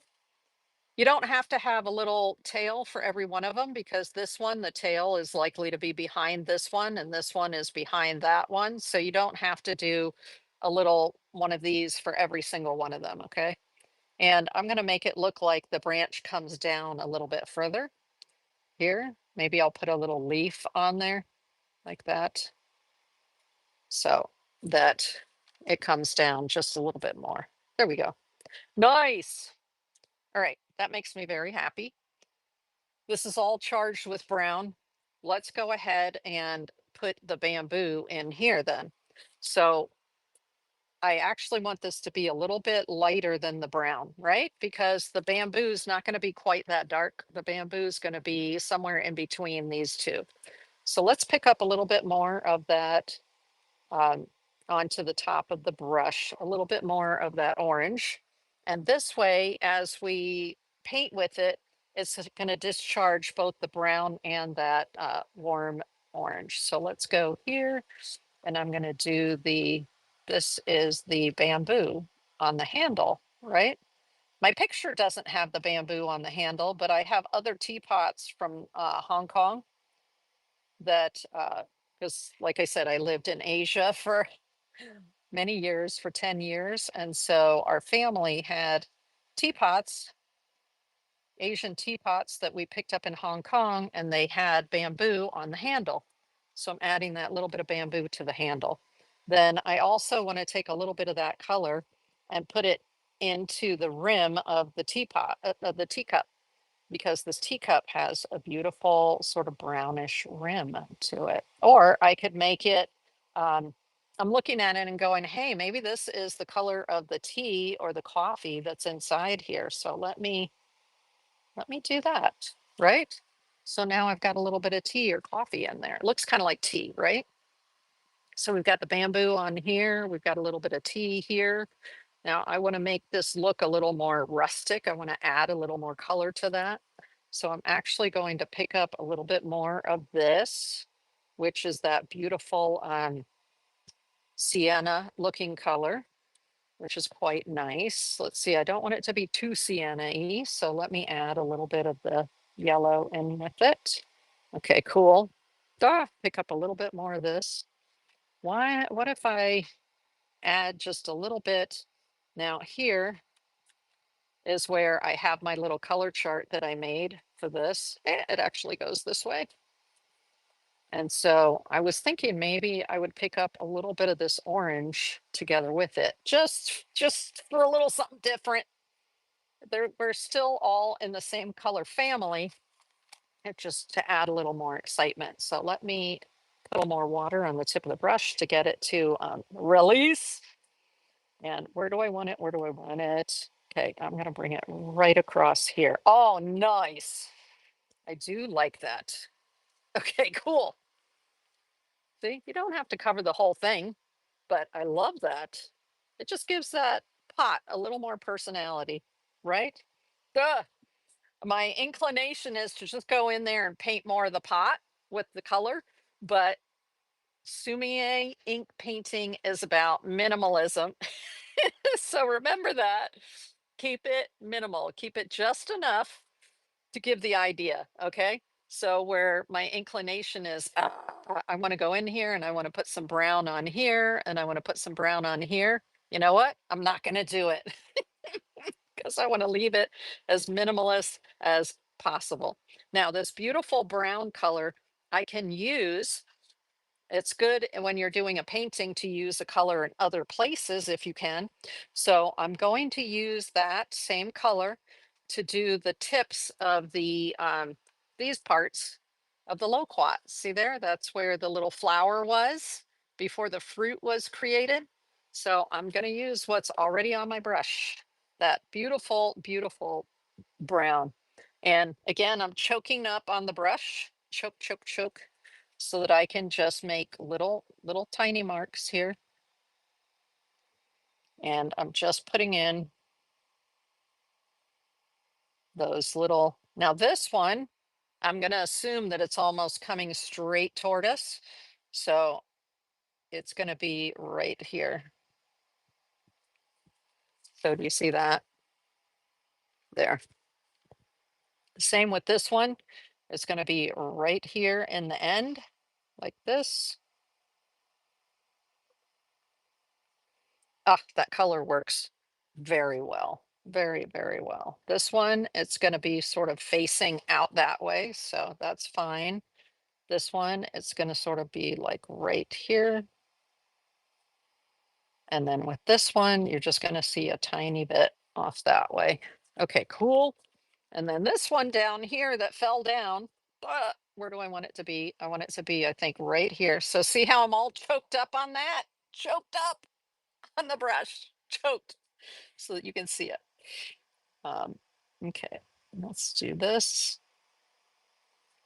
Nice. Okay, so now we've got a loquat down here, but we also need to add, you know what, I should have added a little stem to this before when I had the darker. Now I have to make this darker, don't I? So, because I'm going to put a tiny little stem on there. And so I'm just going to dip it into the dark a little bit. And I'm just going to put a little stem right here. Whoop, and a little stem. There we go. So now you can see it there, has the little stem on it. It has that little part where the flower was. Ooh, I'm so happy with where this is going. Now, we've been working in blacks and browns and sort of the yellow, very warm colors, right? So right now we're going to do some green because we need to create the leaves for the loquat branch that's coming here. So we have from before, we have this brush already has green loaded on it, right? So we're just going to pick up some more of that green. Now I want to make a different color green. See how this is kind of olivey right here, this on the book. So I want something a little bit more like that. If you weren't here earlier when I shared the books, there'll be links to the books in the description of the video on YouTube. Okay, so let me see. Seriously, they don't have like an olive green. Okay. I'm going to show you all how you make an olive green. No, all other greens tend toward blue, like a blue green. Okay, no worries. We're just going to take, I have this nice dark blue, which is here in this tube for Marie's. And I'm just going to add some of the yellow to it and we'll get more olive green going, okay? So let's add some of this yellow in there with the blue and get something more olivey going. More water, more water. I think I may need to use a fresh um, little blob of paint there. Yes, I will. There's a nice green, but I want it to be a little more olivey. Now, there's a trick you can do that if you add just a touch of black with your yellow, you will get an olive, a nice dark olive. So that was a lot of black there. Let me, so this again is the Marie's Chinese colors with the horse on the front of it. It's the type that you can use to create Sumi paintings like this, and then you can get it wet to mount it, and the paint will stay in there. Okay, just a tiny bit more black. I just put a tiny bit of black in there, and that'll give us a deeper color. A little bit more of the yellow, because yellow and black together will give you a nice olive. So I already had a good green here, but now I've got a nice sort of olivey green going. Okay. So like I said, the loquat leaves, they're kind of long and thin. So I'm just going to, this is a little bit fatter brush. Ooh, there was a hair, right? They shed just like our doggies shed. So I'm just going to come out here and I'm going to start by bringing, what am I doing? I'm twisting, because that's what I do. I twist. And then the leaf is a little bit, it's going to be a little bit blunt on the end. So I'm just bringing another one in here. There we go, like that. And let's do that again. Right. So I'm going to bring another leaf here. Let's do a little like bud of a leaf here. Just a little leaf right there on the end. There we go, just to sort of tie the top and the bottom together. And then leaf wise, there should be another leaf right in here. I think I'm just, y'all, I'm just making it up as we go along, and that is a-okay. All right, you can make it up as it goes along too. That's the beautiful thing. And I've shown you before, you don't have to connect. So I don't have to put this leaf all the way up to the edge of the loquat. I don't have to. It doesn't matter. Okay. You do not have to do that. Leave some white space. White space is okay. So how many leaves do I have now? I have 3 leaves, which means I could leave it at that, or I could add more leaves. Right now, I'm going to leave it at that. Okay. But just so that you get the picture, normally if I were going to do more leaves, I would add at least 2 more leaves, right? So that I would have 5 leaves instead of just having, I'm not going to put 4 leaves. Now, theoretically, you could put 4, because then it's 5, 6, 7, 8, 9, 10, 11 in this area. But I like where it is right now. I'm looking for simplicity, right? In this piece. So I am going to leave that right there. Let's, I have to let that dry for a minute. Let's do this. I'm going to put the character for loquat on there. Or maybe I'll do T. Ooh, maybe I can do loquat T. Why don't I do that? I'll do the character for loquat and then the character for T up here, right? Because you have to leave yourself some area there with nothing in it. There we go. So we're getting this going. What's nice is that you can hit this paper with, the rice papers with heat and it'll be fine. Um, okay, so I want to put some characters over here. And which brush do I want for that? I want a medium sized brush. So This is a great brush for doing characters. You see how nice and thin and long it is? That's a great character brush, but it's a little bit, I think it's just a little bit too skinny for what I want to do. I want my characters to be a little bit chunkier. If I were writing like in English, I would use this brush because when I get it wet, let me show you how nice and small it is on the end there. Oop, let me squeeze a little bit of the water out. You see how nice and skinny that is? This writes beautifully on here for writing in English. So let me show you, if you weren't here earlier, the one that I did where I wrote in English on some rice paper. And see, would you like lychees with your tea? And I use this brush right here, this Chinese brush. All right. Um, but I'm going to do Chinese characters and I want them to be just a little bit chunkier. So let's see, where are my characters? Ah, okay. So this is loquats are two characters here, and I want to do loquat T. So it's going to be a total of three characters that I'm going to put in here. So I have to think about proportions, right? Let me get this brush wet here, and we're going to be doing it in ink. So I'm going to load that up with some ink. I don't want it to be too wet because if it's too wet, those characters are going to spread everywhere. And I don't want the spread. Don't want it. So I'm getting a lot of the ink out of the belly of the brush. So now I've got a nice tip on the brush right here. And I'm going to empty the belly. So I'm just going to tap it on here like this to make sure it's not too wet. And then the first character is loquat. So it's these two right here. So I'm just going to look at my characters and it's going to go here like this, like that. So like I said, you can just look up these characters on, I just Googled it. I used the Google and and then I just follow along with what I find on Google. Like that. So there's the first character for loquat. And then here, the second character uses the same. Characters in Chinese are made in quadrants. So there's four quadrants, and they use what are called radicals. So the radical on the first word and the second part of loquat, it's the same radical on this side.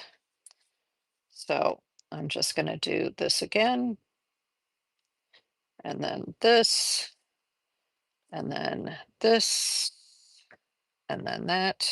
Okay. And then this one's going to come down around like that. And we're going to put a little box at the top. All right. So that's loquat. And now I need to do T. T. So this was T right here. This character right here was T. That means cha. Or you know what? I'm looking at the balance of this. I'm looking at the balance. And I'm feeling like if I put T right here, it would make everything too tight. It would bring everything too close together. And I really like, so sometimes you have to like stop and look at your composition and say, does it benefit this composition to add the word tea here? I think it would make it too crowded. And I like the way that everything is rather loose here. And there's a lot of white space over here. And there's plenty of white space over here. So the negative space, that's that white space, is just as important in Sumi-e painting and Asian painting. It's just as important as where the paint is. Okay.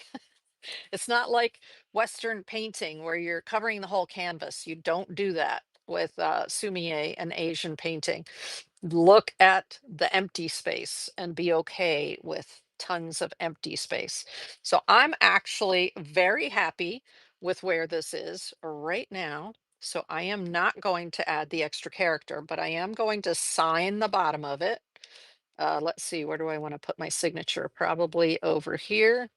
Um, Now, sometimes before the signature, I will take a mat. So let's take a mat and see. I don't know if this fits in this kind of mat or not, but I will take a mat and I will look at the artwork and say, oops, see, it doesn't fit in that kind of mat. Okay, that was a skinny 11 by 14. Let's take a not skinny 11 by 14 here.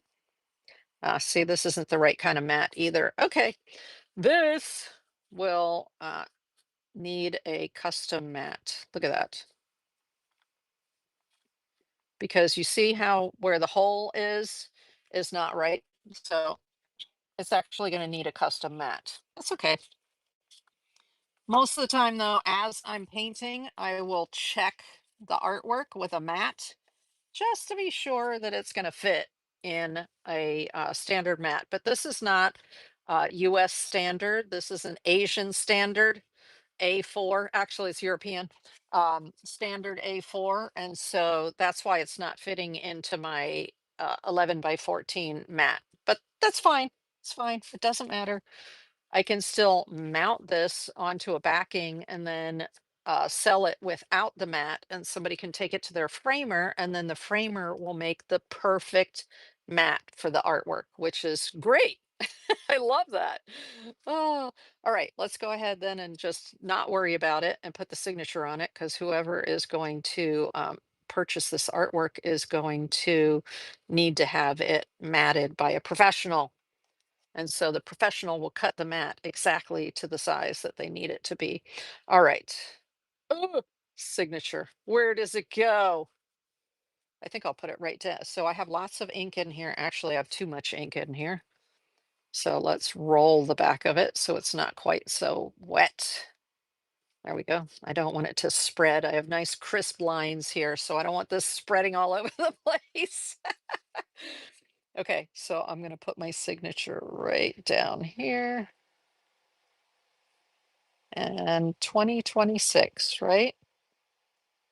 That's how I know when it's done, is when I've decided to put my signature on it. Right? Okay.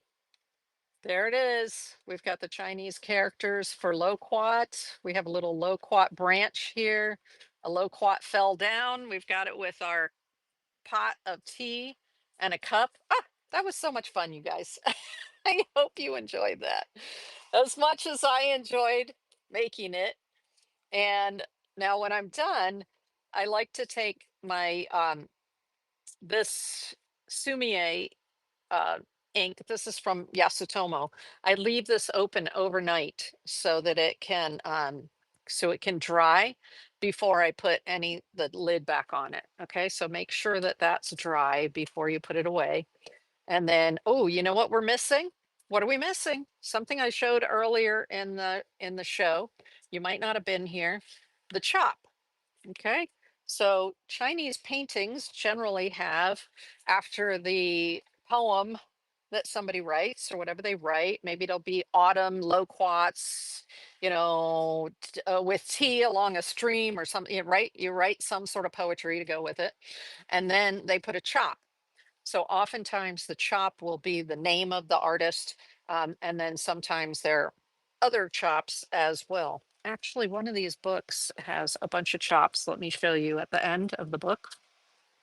I think it's this one, Japanese ink painting. And you see how there's an ink painting and then there's a red chop right there. And so in the back of the book, this artist has a whole bunch of chops right here. So it's the seal for the painting.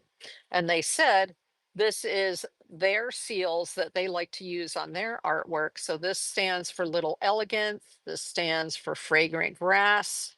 This is Naomi. This is Fragrant Grass in the Distance. So there are a whole bunch of different types of, besides just the name of the artist. Sometimes you'll find like 8, 10 chops on a painting, and it's telling a story. Those chops are telling a story. So this is a kit that I bought about Chinese stamps and chops. And the cool thing about the kit is inside here, not only does it have some fun chops for you to use, it has a book about the Chinese chops, what they mean, where the history of them. Look at this one.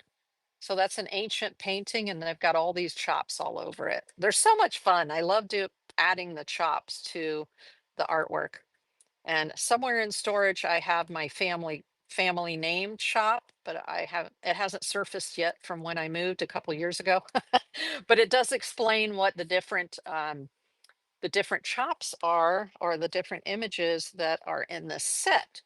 So here we have good omen, longevity, strength, love. Let's see.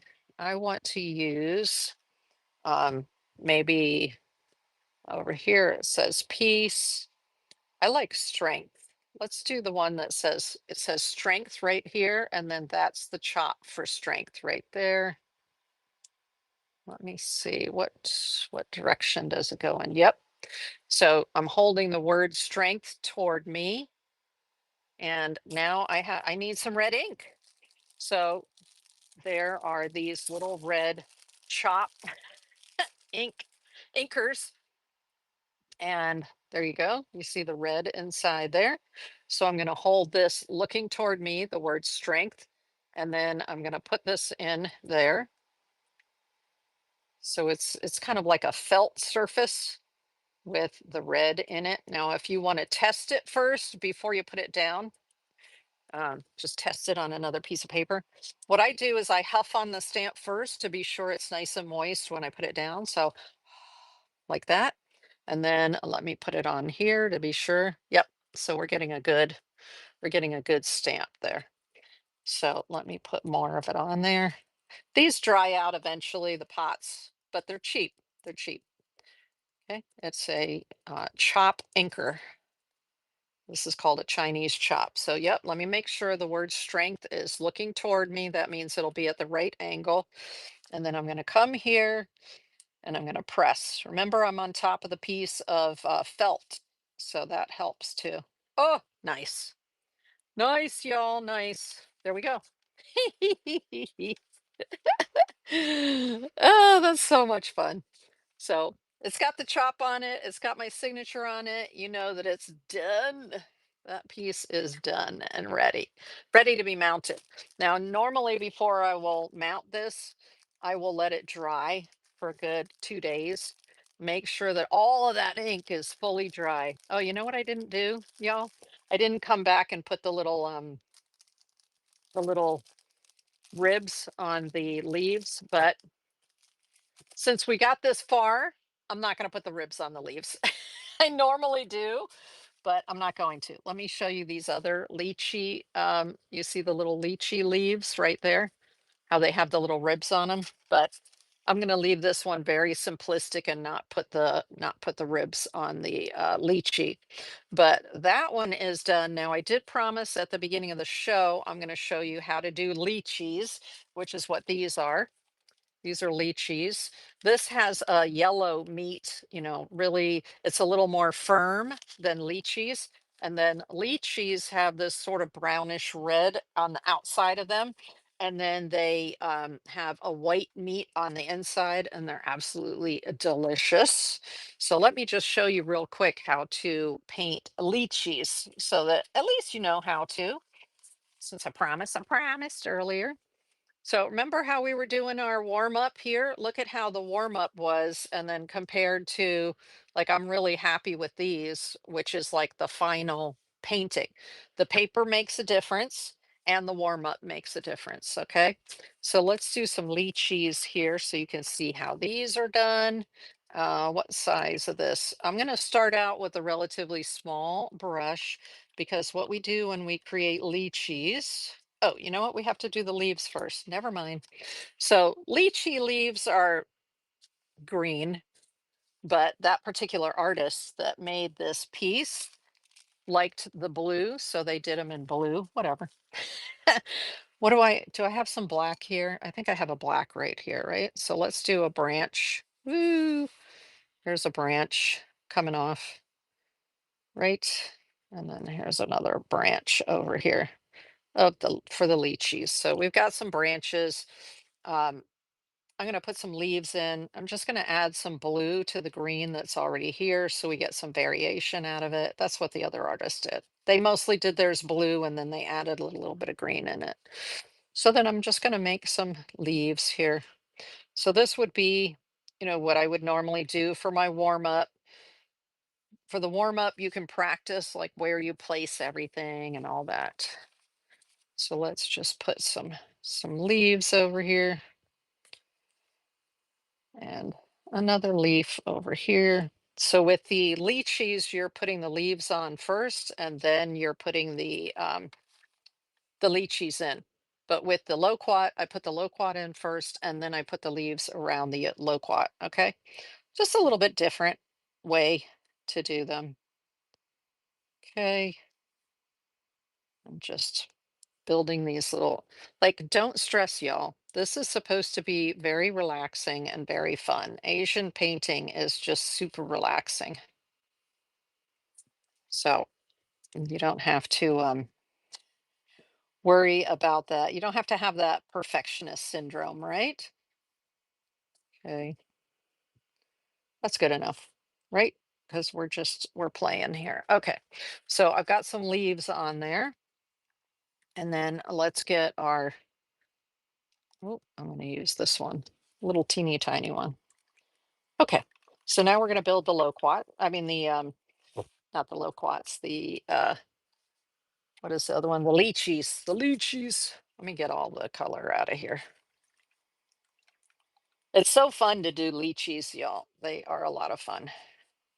And that's why we recommended this one book because look at what's on the cover. See, they've got the lychees and the teapot. That was the inspiration for this workshop, but they've got all the lychees here. The lychees are so fun to paint.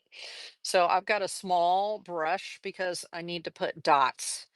Lychees they're a fruit and they have a hard cover. And that hard cover has lots of little nubs on it.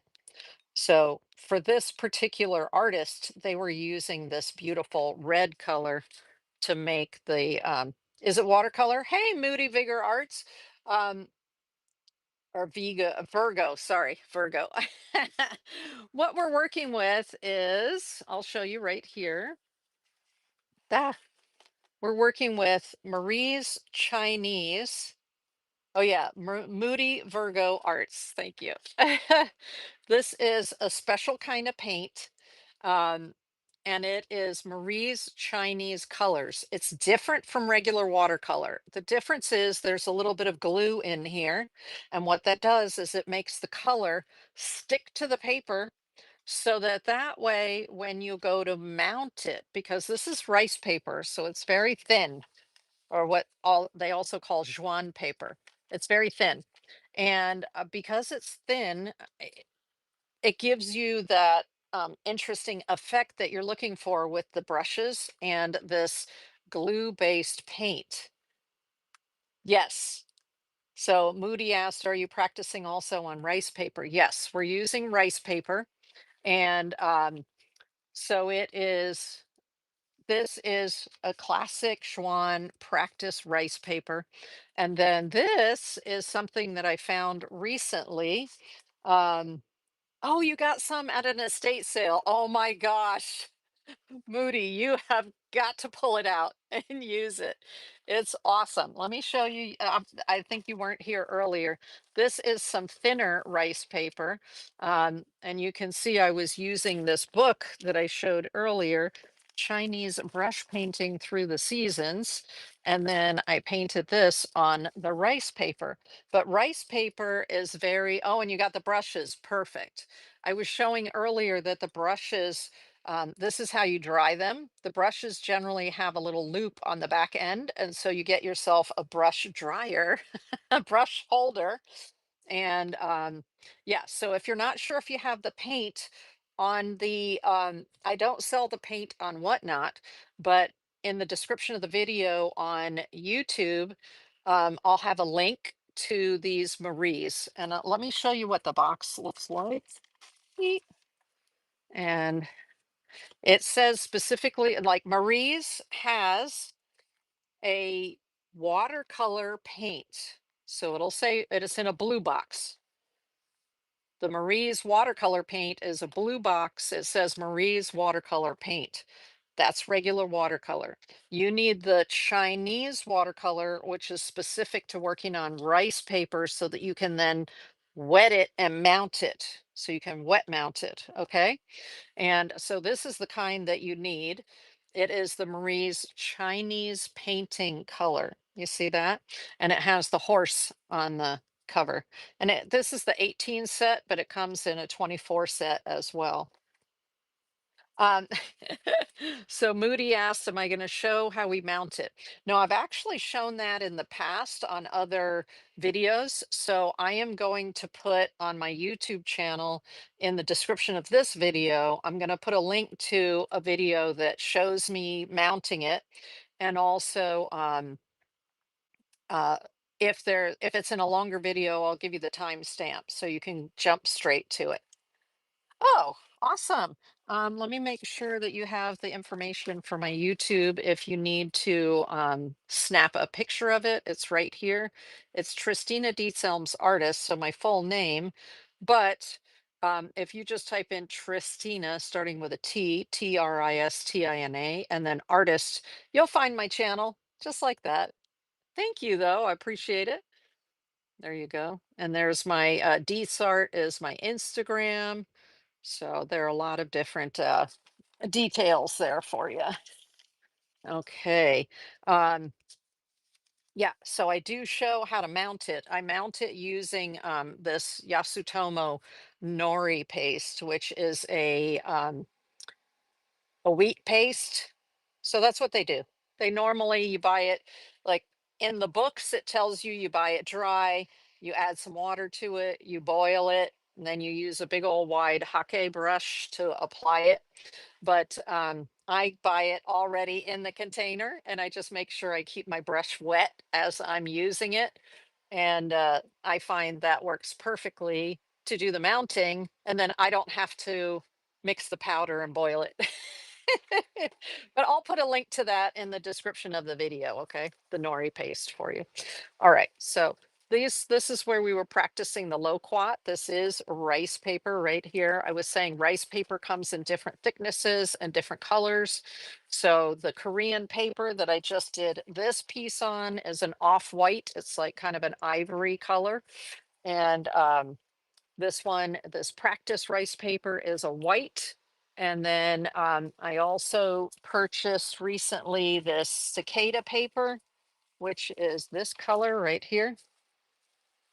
But this is like silky silk. This is like working on silk, which a lot of people also, oh, thanks for sharing. I appreciate it. A lot of people also paint Asian brush painting on silk. And so this cicada paper, it's called, which is it's made out of bamboo, is very similar to painting on silk. You can't quite get the same gradient of black to gray that you can get on the other papers that we're working on here. But this is my first attempt at using it. So I'll have to see. I'll paint a lot more on this cicada and then see how that comes out. But you can see here that I love the Korean paper, and the Korean paper, no bleed through. The Korean paper is amazing. If you didn't see it before, let me show you the package. Yes, thank you for tagging Barbara. I appreciate it. This is the Korean paper, and you can tell it's got all Korean writing on here. And so there's no bleed through on this one. It's a very interesting paper. You can actually use it in a copy machine or a printer. So very interesting. It has a little more thickness to it, a little more body. Hey, S. Diedrich, welcome in, welcome in. Yes, so I'll have a link to this paper on the description of the YouTube video because right now I am very much in love with this paper. So S. Diedrich, this is what we just painted together. First, we did some practice runs and then we did the loquat and the teapot with the teacup. and then put the characters for loquat on there. This is a Korean paper. We were also doing some practice runs on the regular Xuan or rice paper, the practice paper, and we're using a couple of different books for that I will link. I have three different books we talked about tonight that I will link in the description of the video. But this is the last thing I'm showing, which is how to paint lychees from that book. Let me see, where did I put them? I did a couple of artist trade cards. That's a artist trade card I did with the loquats. But here are a couple of lychees. This is on Yupo paper, which is what we used last week. So that's what it looks like on the Yupo. This is watercolor paper. That's a couple of lychees right there. And then this is a it's actually it's paper, but it is what they call canvas paper. So I did a set there too. So um, I'm going to show you real quick how to do the lychees. So I've done a branch, I've done a couple of leaves. Then what we're going to do next is we're going to build the little dots that are on the outside of the lychee fruit. There's a case on the lychee and the case has these little dots on it. So I'm holding my brush like this, the Asian hold, and I am just using the tip here. I'm going to put a lychee right here. So this particular paper is practice paper, so it's spreading a lot when I put the color down. There we go. So little dots here. Nice. And that's because the outside of the lychee, it has dots. Now, the actual lychee is a little more brown, so maybe let me add a little bit more of the yellow in with it. So we get something a little orangier, maybe. There we go. But then we're just going to put little dots, and that's for the outside of it. And the shape that you want, the shape you're looking for is a lychee. Here's the back end of it, and then it sort of comes down like oops, like this. And then you have a little stem like that. So let me bring that up. You've never eaten one. Oh my gosh, they're so delicious. So the shape you're looking for is something like this, where it's slightly thinner here and a little bit flatter up here. And I'm just making the little dots, making the dots, making the dots.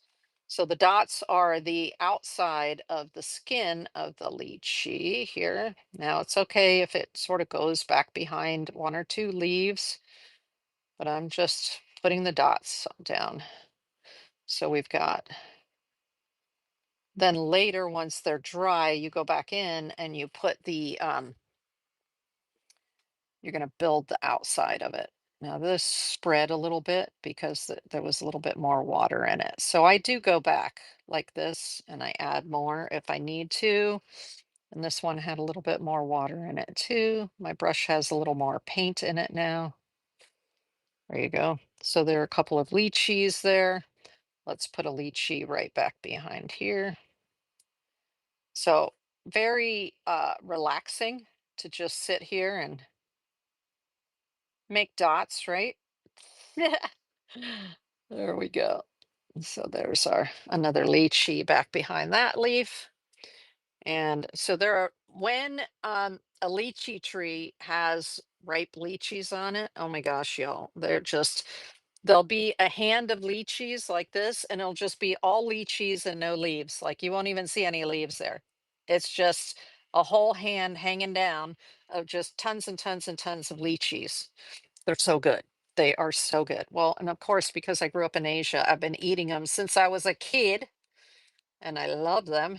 They're so good. I like when they're on sale though. They're about $7 a pound, something like that. About, about. So sometimes because there are a lot of them together, there'll be one right behind the other. So let's do this one right here.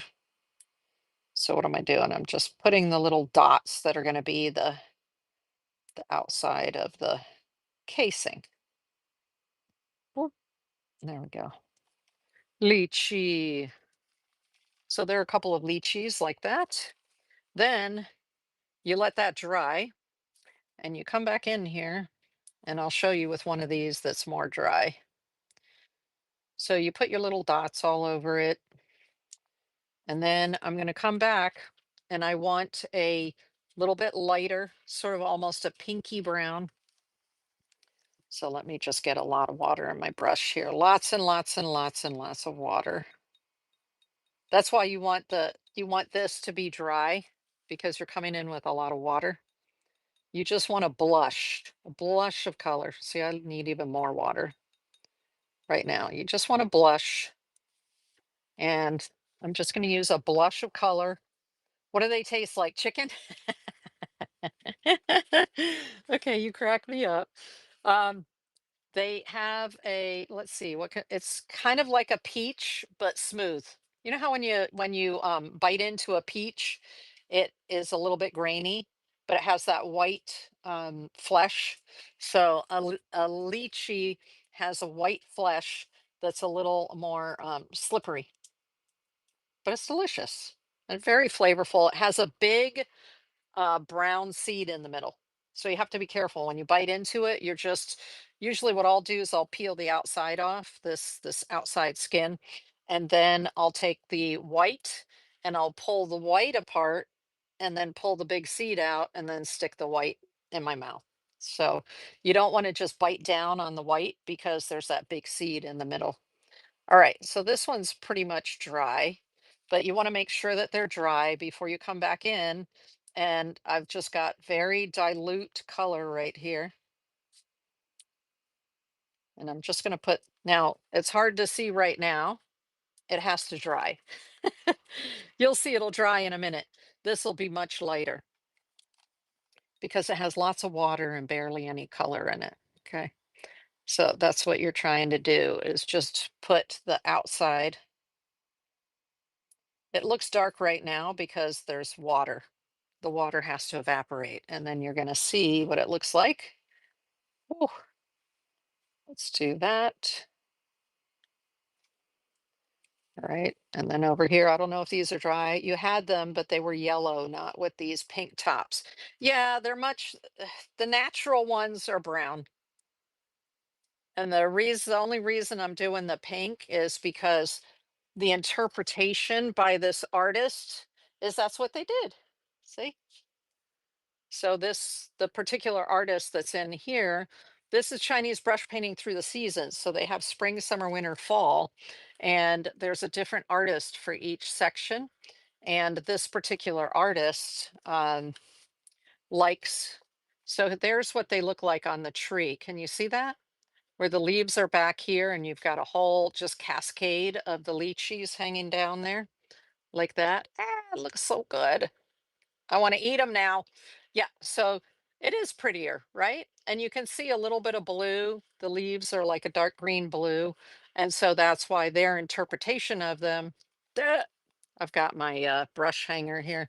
Their interpretation of it is just to build all these little dots and then go back in and go over top of the dots with just a very pale color. And that's how you get that. See? So pretty. So cute. This book was the inspiration for this workshop to do the teapot and cup and with fruit, right? Because they have all of those fruits there. Okay, so this one's beginning to dry. Oops, not enough water. A little bit more water. Boop, boop. So now you're going to see as that dries, the water's what makes it look dark. Once it dries, you've got just that pale little bit left and you have all those dots on top. Now, sometimes what I do is I will go back after like on this one, after I had put the pale color over top of the dots. I was like, oh, I need to put a few more dots in some places. So then I just go back and I perfect my little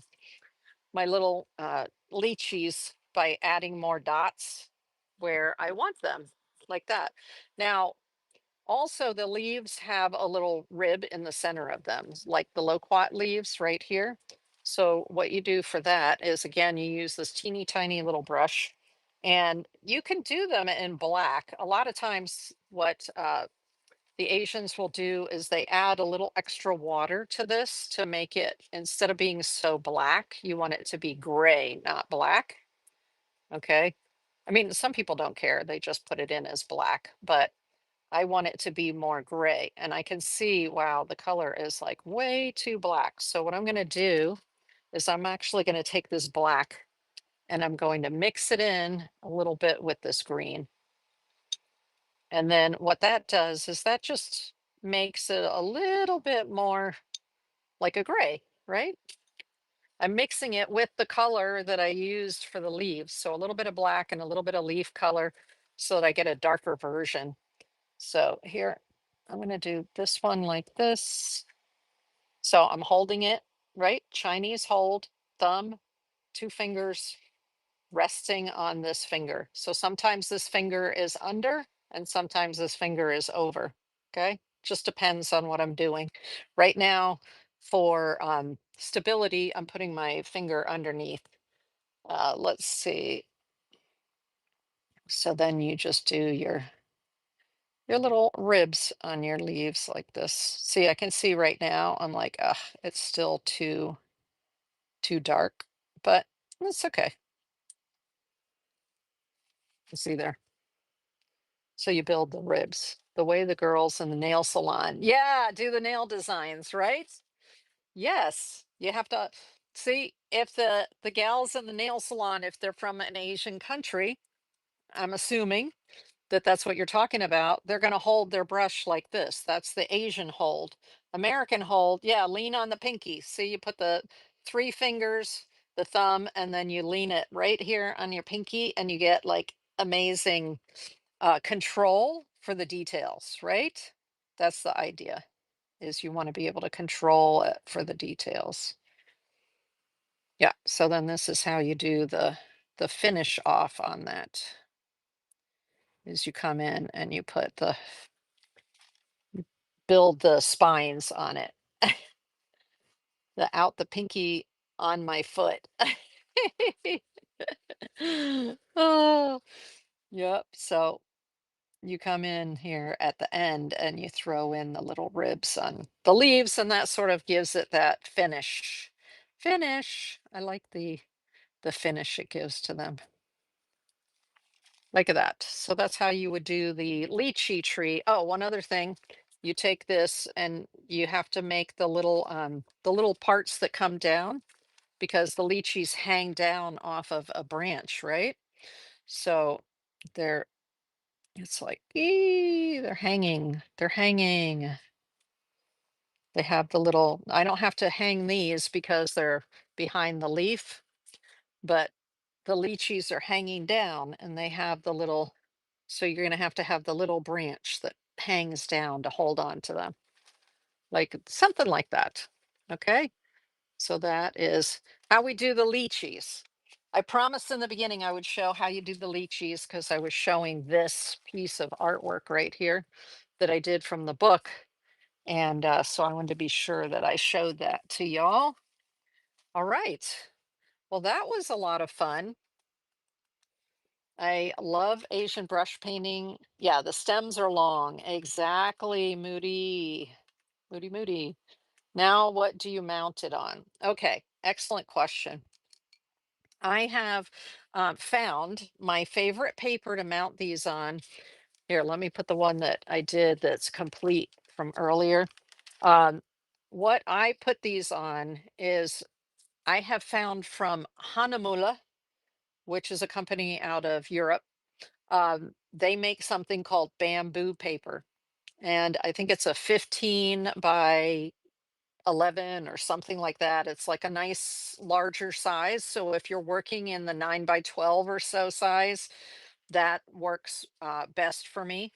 And so I mount it onto bamboo paper. I find the bamboo paper is thick enough.